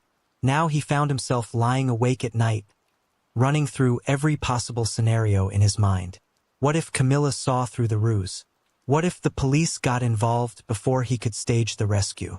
What if Lyle decided to double-cross him? These thoughts chased each other through his head, leaving him exhausted and on edge. Despite his misgivings, Ryan pressed on with the preparations. He created a detailed schedule, accounting for Camilla's routines and the optimal time for the abduction. He even went so far as to plant a hidden GPS tracker in Camilla's car, ostensibly to aid in the rescue, but really to ensure Lyle didn't try to pull any last-minute changes. Camilla, oblivious to the scheme brewing around her, continued her daily life. If she noticed Ryan's odd behavior, his sudden attentiveness, the furtive phone calls, the poorly concealed nervousness, she gave no sign. Their interactions remained cool and distant. Further cementing Ryan's resolve, 2 days before the planned event, Ryan met Lyle for a final review of the plan. They sat in Lyle's beat-up pickup truck in the parking lot of a defunct strip mall, going over the details one last time. As their conversation progressed, Ryan began to notice a disconcerting intensity in Lyle's demeanor. There was an unsettling eagerness in his eyes, an overinvestment in the scheme that made Ryan uneasy. When Ryan cautiously suggested scaling back some of the more extreme aspects of the plan, Lyle reacted with irritation. Lyle insisted on the necessity of maintaining the illusion of genuine danger. He argued that for the plan to be effective, Ryan's wife needed to believe she was truly at risk. His words carried a threatening undertone that made Ryan increasingly uncomfortable. Despite his growing reservations, Ryan found himself nodding in reluctant agreement. He felt trapped by the momentum of their scheme, unable to extricate himself from the situation he had helped create. As he watched Lyle's vehicle disappear into the night, Ryan was struck by a foreboding sense that he had set in motion events beyond his control, leaving him to grapple with the potential consequences of their ill-conceived plan. October 15th dawned crisp and clear, the kind of perfect autumn day that usually filled Ryan with a sense of contentment. Today, however, he felt nothing but a turning mix of anxiety and anticipation.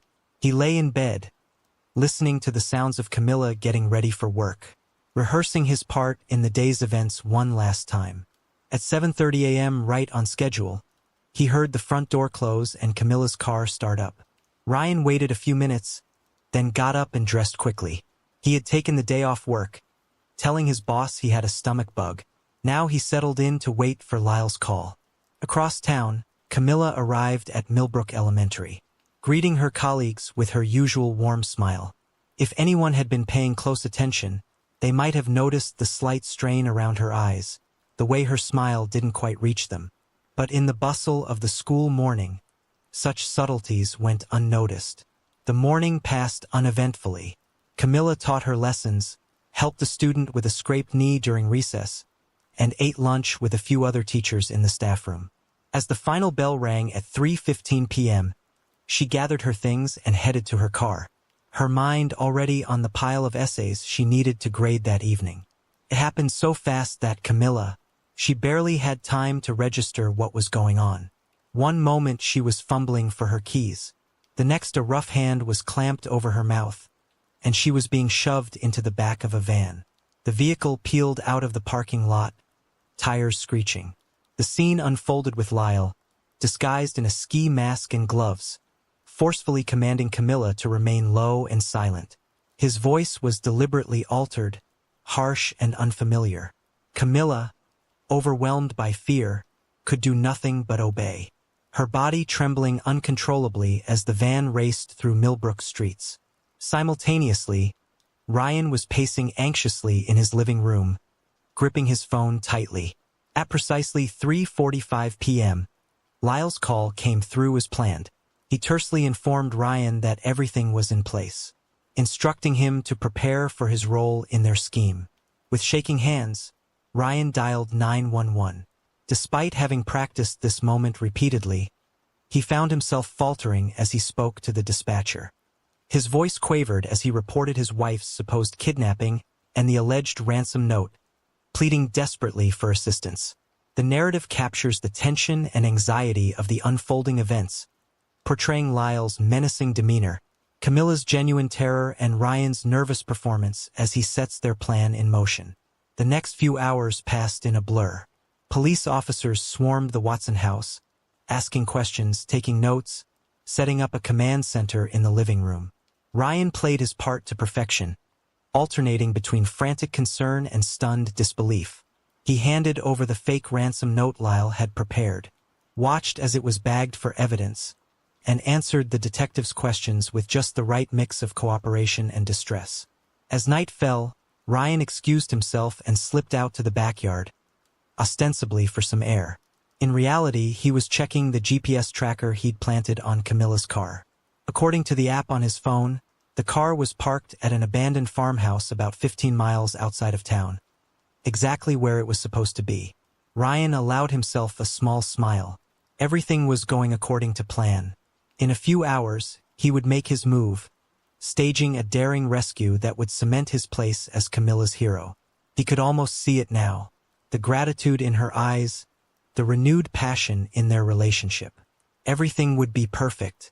But as he stood there in the darkness, a cool breeze rustling the leaves around him, Ryan couldn't quite shake a nagging feeling of unease. Something about the situation felt off, though he couldn't put his finger on what. Shaking his head to clear it, he took a deep breath and headed back inside.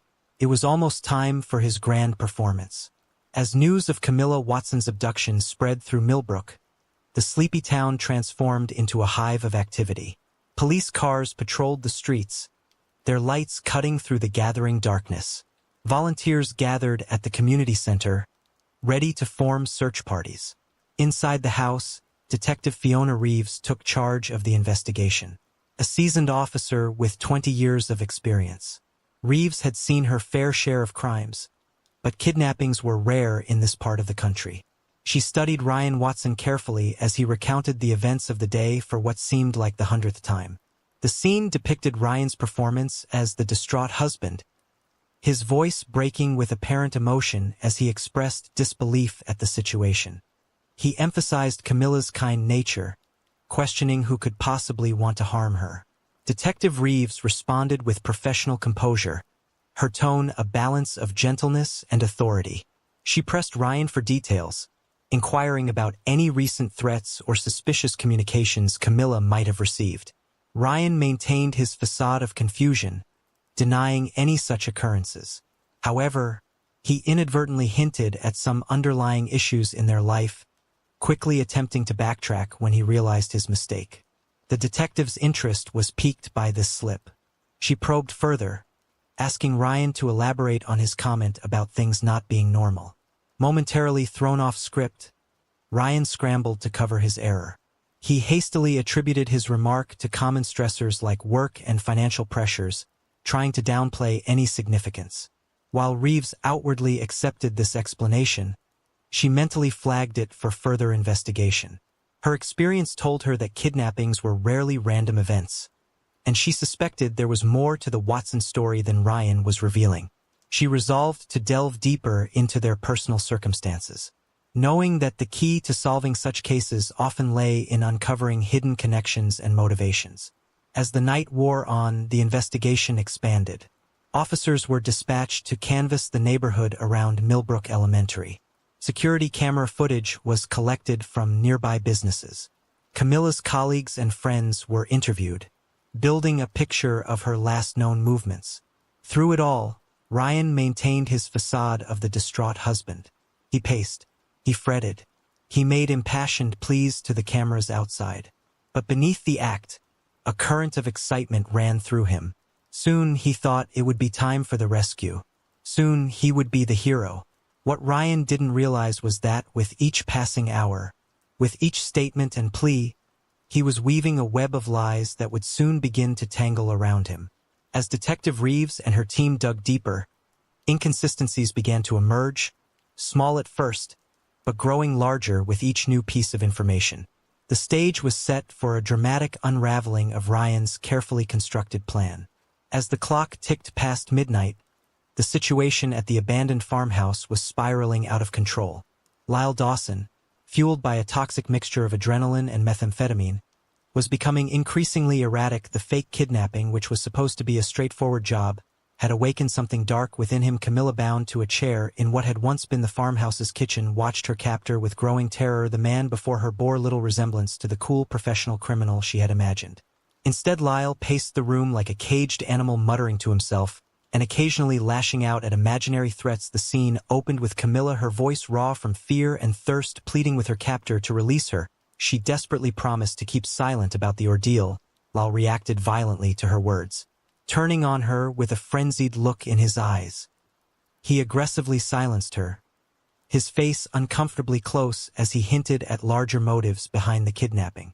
Confused and terrified, Camilla pressed for more information. Lyle, caught between caution and a desire to boast, eventually gave in to the latter. He launched into a manic explanation, revealing that the kidnapping was initially orchestrated by Ryan in a misguided attempt to play the hero and salvage their relationship. Camilla was stunned by this revelation. The idea that Ryan could be behind her ordeal seemed unthinkable, yet a part of her recognized the desperate logic that might have driven him to such an extreme act. However, Lyle wasn't done with his confessions. His eyes glinting dangerously, he unveiled his own scheme. He had decided to double-cross Ryan, seeing an opportunity for a much bigger payday. Aware of Camilla's father's profession and likely wealth, Lyle planned to extort a substantial ransom from him instead. This turn of events left Camilla reeling, trapped between the betrayal of her husband's actions and the escalating danger of Lyle's greed-driven plot. As the implications of Lyle's words sank in, Camilla felt a fresh wave of terror wash over her. This wasn't a controlled situation anymore. This unstable, drug-addled man was going off script, turning a fake kidnapping into a very real one. Miles away, Ryan was growing increasingly anxious. According to the plan, Lyle should have contacted him by now with the location for the rescue. But his phone remained stubbornly silent, unable to sit still any longer. Ryan slipped away from the police command center in his living room and drove to the farmhouse, his heart pounding with each passing mile. The narrative shifted to Ryan as he approached the rundown building where Lyle was holding Camilla. A dim light flickered in one of the lower windows, guiding him closer. He parked at a distance and stealthily moved towards the structure, listening intently for any sounds from within. What he heard chilled him to his core. Lyle's voice, unexpectedly loud and aggressive, carried through the night air. His words revealed that he had deviated from their agreed plan, declaring himself in charge of the situation. Ryan watched in dismay as his meticulously crafted scheme crumbled before him. With trembling hands, he retrieved his phone, poised to dial 911. However, before he could make the call, a terrifying scream shattered the night. Unmistakably, Camilla's voice. The scream was abruptly cut off by a disturbing thud, followed by an eerie silence. In that horrifying moment, the full weight of his actions crashed down on Ryan. He realized with devastating clarity that his poorly conceived plan had spiraled wildly out of control, leading to unforeseen and potentially tragic consequences that he had never anticipated. The scene captured the mounting tension and Ryan's growing horror as he confronted the dire reality of the situation he had set in motion. The scream galvanized Ryan into action. Abandoning all caution, he rushed towards the farmhouse. His heart pounding so loudly, he was sure it would give him away. As he burst through the door, the scene that greeted him was like something out of a nightmare. Camilla lay crumpled on the floor, a thin trickle of blood running from her temple. Lyle stood over her, a broken chair leg clutched in his trembling hands. For a moment, the two men stared at each other, the air thick with shock and the acrid smell of fear. The scene opened with Ryan's horrified whisper. Breaking the tense silence, Lyle, clearly shaken, looked between Ryan and Camilla's motionless form with unfocused eyes. Lyle stammered out an explanation, claiming he had only meant to silence Camilla, not harm her. His words betrayed his panic, and the unintended escalation of the situation. Ryan rushed to check on Camilla. Desperately searching for signs of life, he found a pulse, weak but present, and breathed a sigh of relief. As the reality of the situation set in, Lyle began to panic, insisting they needed to flee. However, Ryan, focused on Camilla's well-being, reached for his phone to call for medical help. Lyle, driven by fear and likely intoxication, reacted with unexpected swiftness. He knocked the phone from Ryan's hand and pinned him against the wall, threatening him with an improvised weapon. With his breath reeking of alcohol, Lyle growled a warning against involving the police. He reminded Ryan of his role in initiating the scheme and demanded his help in escaping the situation. The scene captured the rapid deterioration of their plan, the mounting tension between Ryan and Lyle, and the dire circumstances they now faced with Camilla injured and unconscious. For several tense moments they grappled, Ryan's desperation to reach Camilla giving him strength he didn't know he possessed.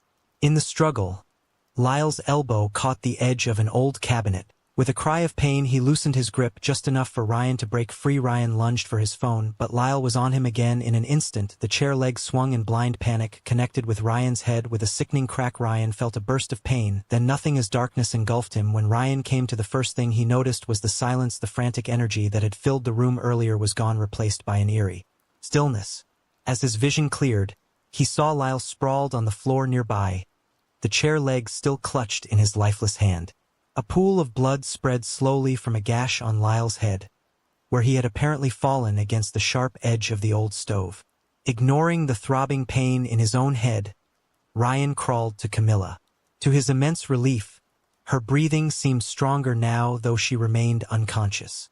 With trembling hands, he finally managed to call 911.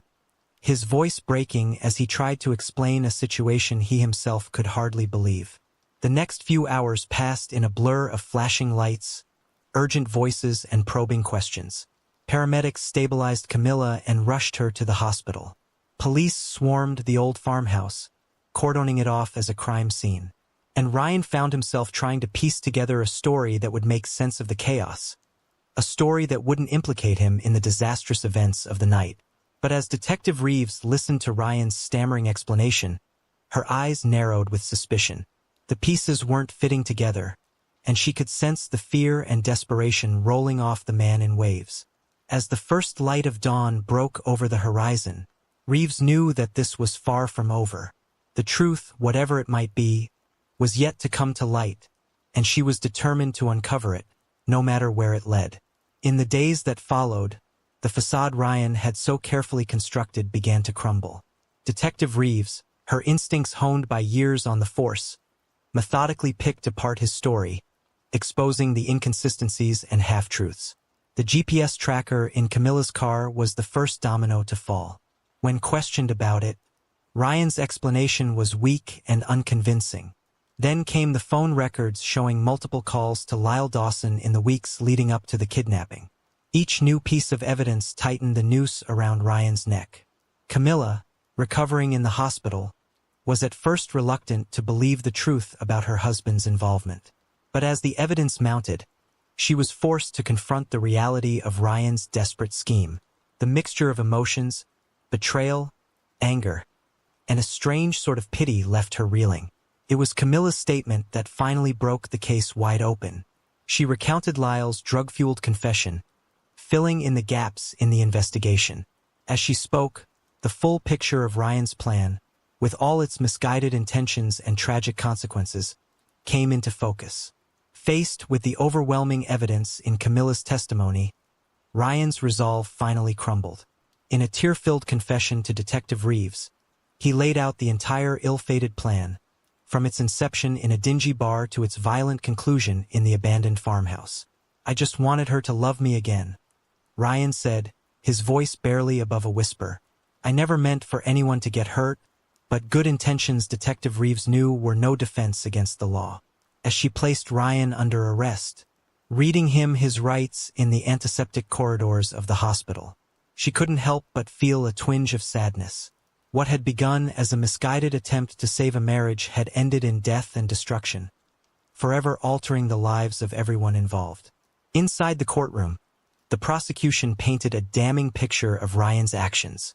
The premeditation, the elaborate planning, the reckless disregard for his wife's well-being, all of it. Ryan Watson was found guilty on all counts, including kidnapping, conspiracy, and involuntary manslaughter for Lyle Dawson's death. The judge, citing the premeditated nature of the crime and its traumatic impact on Camilla, sentenced Ryan to 25 years in prison. As Ryan was led away in handcuffs, the reality of what he had done seemed to finally hit him. The man who had once dreamed of being a hero now faced a future as a convicted felon, his desperate gamble having cost him everything he had hoped to save.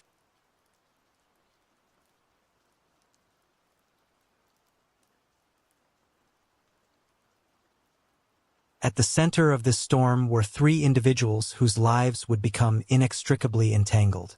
Thaddeus Bracey, a 32-year-old personal trainer with a body chiseled from marble, had built a reputation as the go-to fitness guru.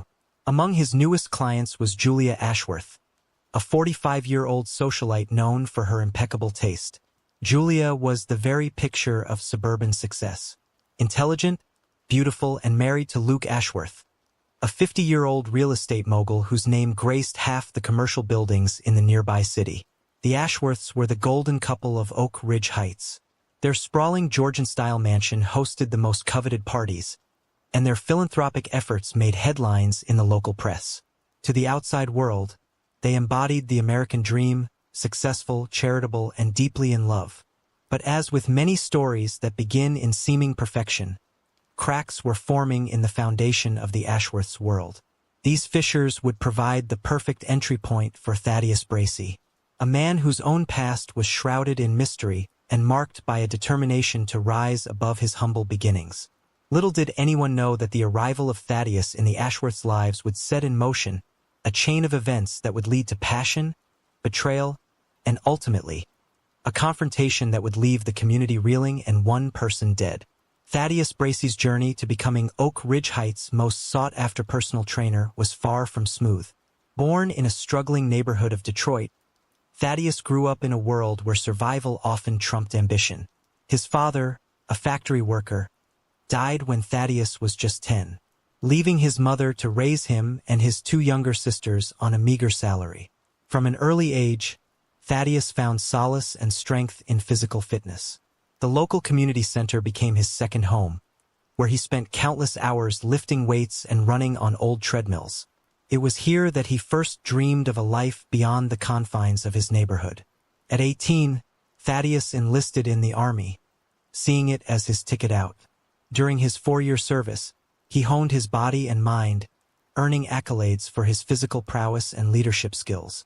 However, his military career came to an abrupt end when he was honorably discharged following a controversial incident involving a superior officer, the details of which Thaddeus never fully disclosed. Upon returning to civilian life, Thaddeus leveraged his military experience and physical conditioning into a career as a personal trainer. He started small, working at budget gyms and taking on any client he could find. His dedication, combined with his natural charisma, soon earned him a devoted following. 5 years before the events that would change everything, Thaddeus made the calculated decision to move to Oak Ridge Heights. He saw the affluent suburb as fertile ground for his ambitions, a place where his skills could command premium prices. Within 2 years, he had established himself as the trainer to the stars, his past struggles hidden behind a veneer of success and confidence. Luke and Julia Ashworth's marriage was the stuff of local legend. They had met 20 years earlier at a charity auction, where Luke, already a rising star in real estate, had outbid everyone for a date with Julia, then a recent college graduate working in public relations. Their whirlwind romance culminated in a lavish wedding just 6 months later, covered extensively by the local media. For the first decade of their marriage, Luke and Julia seemed to have it all. Luke's business acumen led to the rapid expansion of his real estate empire, while Julia's social skills and philanthropic efforts made them the darlings of Oak Ridge Heights high society. They traveled the world, donated generously to local causes, and hosted events that were the talk of the town. However, as the years wore on, subtle tensions began to emerge. Luke's workaholic tendencies meant he was often absent, leaving Julia to manage their social life and household alone. Their inability to conceive a child, despite years of trying and expensive fertility treatments, added strain to their relationship. To the outside world, the Ashworths maintained a united front. They still attended events arm in arm, smiling for cameras and exchanging loving glances. But behind closed-door silence and resentment were becoming more common than intimate conversations. Julia threw herself into her charity work and social engagements while Luke spent increasingly long hours at the office. By the time Thaddeus entered their lives, the Ashworths' marriage was a beautifully crafted facade hiding a growing emotional distance that neither was fully ready to acknowledge. The fateful first encounter between Thaddeus and Luke occurred at the Oak Ridge Heights Country Club, where Julia had begun taking personal training sessions with Thaddeus. Luke, finishing a round of golf, happened upon them as Thaddeus was demonstrating a stretch to Julia. Luke's eyes were immediately drawn to Thaddeus's physique, a fact he would later struggle to admit to himself. Thaddeus, ever the professional, greeted Luke with his trademark winning smile and a firm handshake that lingered a moment too long. As Julia enthusiastically praised Thaddeus's skills as a trainer, Luke found himself captivated by the younger man's confidence and easy charm.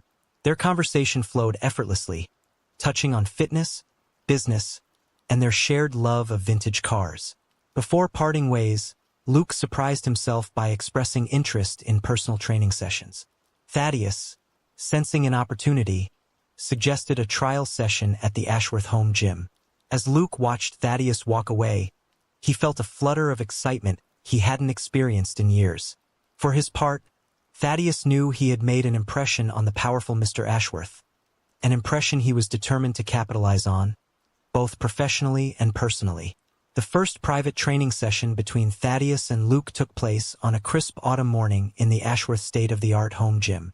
Julia had left early for a charity board meeting, leaving the two men alone in the sprawling mansion as Thaddeus guided Luke through a series of exercises. The sexual tension between them was palpable. Luke found himself hyper-aware of Thaddeus's touch as the trainer adjusted his form. Their eyes met in the mirror, lingering longer than necessary. Thaddeus, sensing Luke's interest, subtly increased the intimacy of his instructions, his hands ghosting over Luke's body under the guise of professional guidance. By the end of the session, both men were breathless, and not just from the physical exertion. As Luke toweled off, Thaddeus made his move. He complimented Luke's physique, noting how responsive his body was to instruction. The innuendo was clear, and Luke, his defenses lowered by endorphins and long-suppressed desire, didn't resist when Thaddeus leaned in for a kiss. What followed was a passionate encounter that left both men exhilarated and conflicted. For Luke, it was a revelation, a chance to explore feelings he had long buried beneath his heterosexual marriage and public persona. For Thaddeus, it was a mixture of genuine attraction and calculated risk, knowing that an affair with Luke could either elevate or destroy his carefully constructed life in Oak Ridge Heights. In the aftermath, as they lay catching their breath on the gym floor, reality began to seep back in. Luke, guilt washing over him, started to stammer out apologies and excuses. Thaddeus, ever the smooth operator, reassured him this could be their secret. He suggested no one needed to know.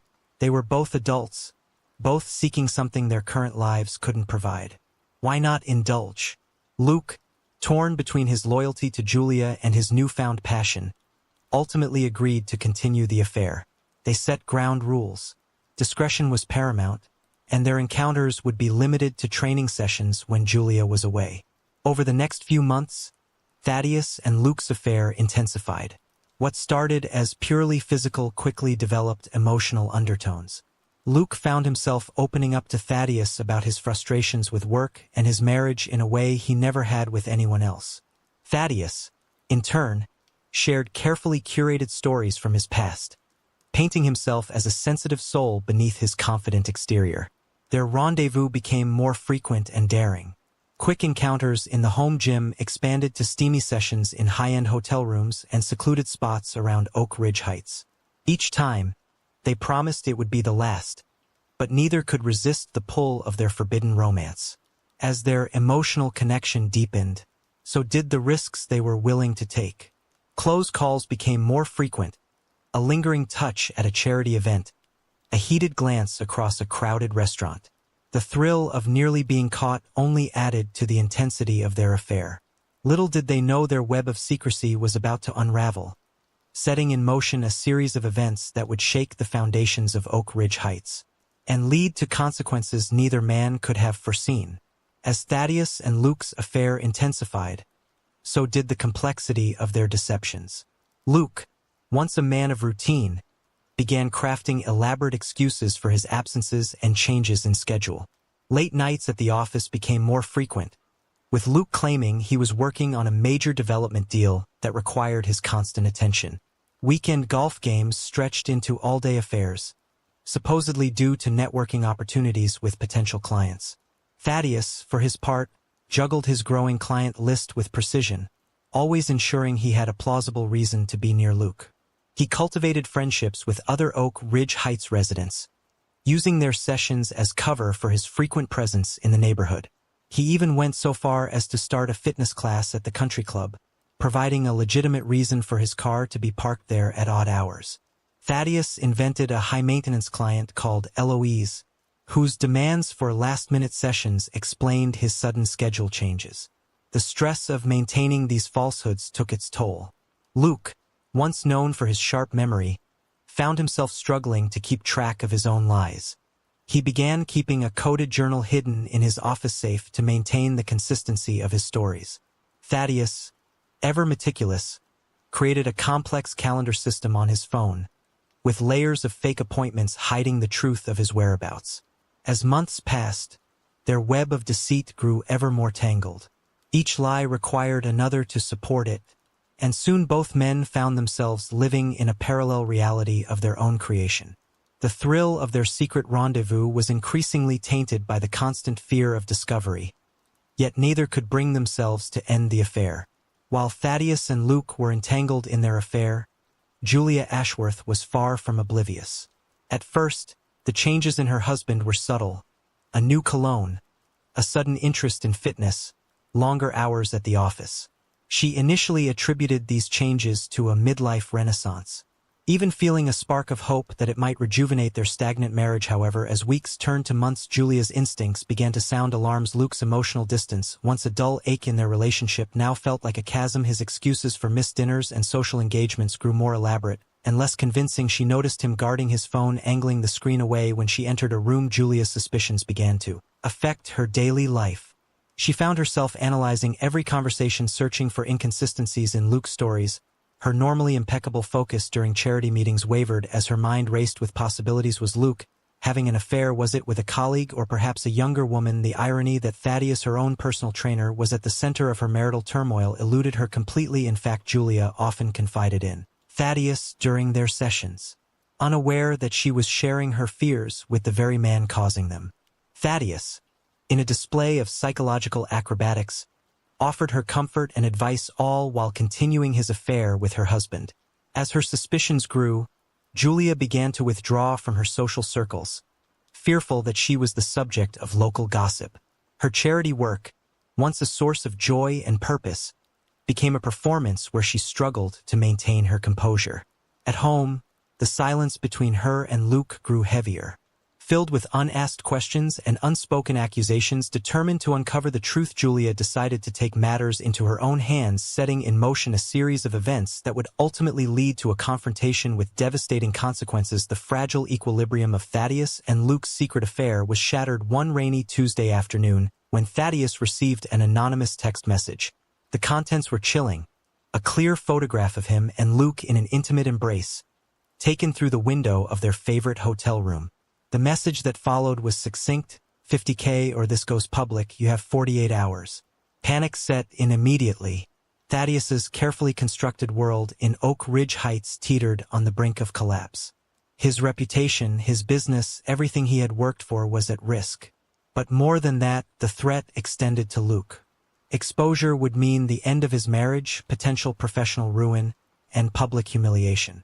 Thaddeus immediately contacted Luke, arranging an urgent meeting under the guise of an emergency training session.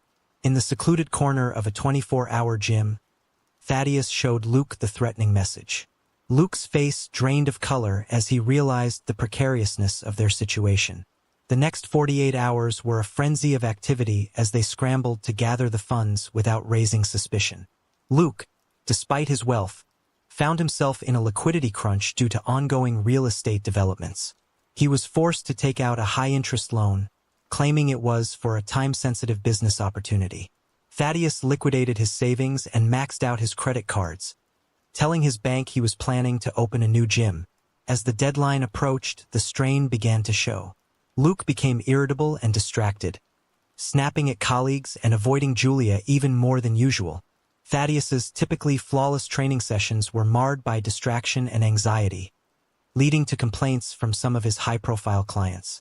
With just hours to spare, they managed to cobble together the required amount. Following the blackmailer's instructions, Thaddeus made the drop at a designated location, a nondescript locker at the Oak Ridge Heights bus terminal. As he walked away, having secured a promise that all evidence would be destroyed, Thaddeus felt a mix of relief and deepening dread. Who was behind this? Could they trust that it was truly over? The blackmail incident left both men shaken. What had once been an exhilarating secret was now a source of constant fear. Every unexpected phone call, every lingering glance from a stranger on the street became a potential threat. The passion that had fueled their affair was now tempered by paranoia. Moreover, the financial strain of the blackmail payment introduced new tensions. Luke, forced to explain the sudden loan to his business partners, found himself entangled in more lies. Thaddeus, his savings depleted, began to take on more clients and longer hours, leaving less time for their clandestine meetings. As they grappled with these new realities, neither man realized that their actions had not gone unnoticed. The withdrawn funds, the secretive meetings, the sudden changes in behavior, all of these had caught the attention of someone much closer to home. Julia Ashworth, her suspicions now a raging fire, had decided it was time to uncover the truth, no matter the cost. Driven by a mixture of suspicion, hurt, and determination, Julia Ashworth embarked on a mission to uncover the truth behind her husband's increasingly erratic behavior. Her first step was to hire Rhonda Vesper, a discreet but highly effective private investigator recommended by a fellow socialite who had gone through a messy divorce. Rhonda began her investigation with meticulous precision. She set up surveillance on Luke, tracking his movements and photographing his encounters. Initially, the evidence seemed innocuous. Long hours at the office, business meetings at upscale restaurants, and frequent visits to the gym. However, as days turned into weeks, patterns began to emerge that didn't quite add up.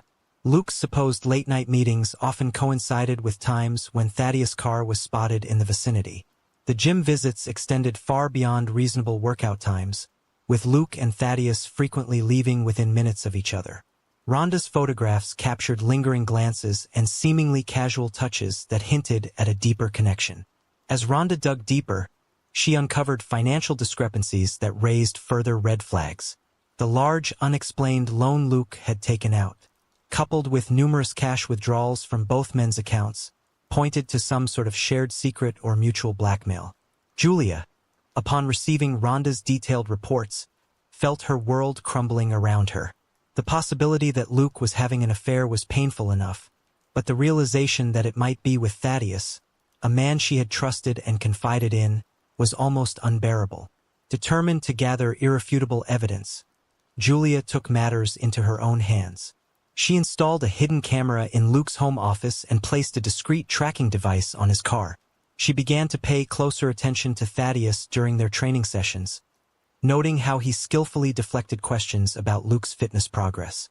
The final piece of evidence came on a Tuesday afternoon, when Julia, acting on a hunch, decided to surprise Luke at his office. As she approached his private conference room, she heard muffled voices peering through a crack in the door. She saw Luke and Thaddeus in an intimate embrace, their conversation, a mix of endearments and worried whispers about someone who was watching them. In that moment, as her suspicions were confirmed in the most painful way possible, Julia felt a surge of emotions, betrayal, anger, and a steely resolve. She quietly retreated, her mind racing with plans for confrontation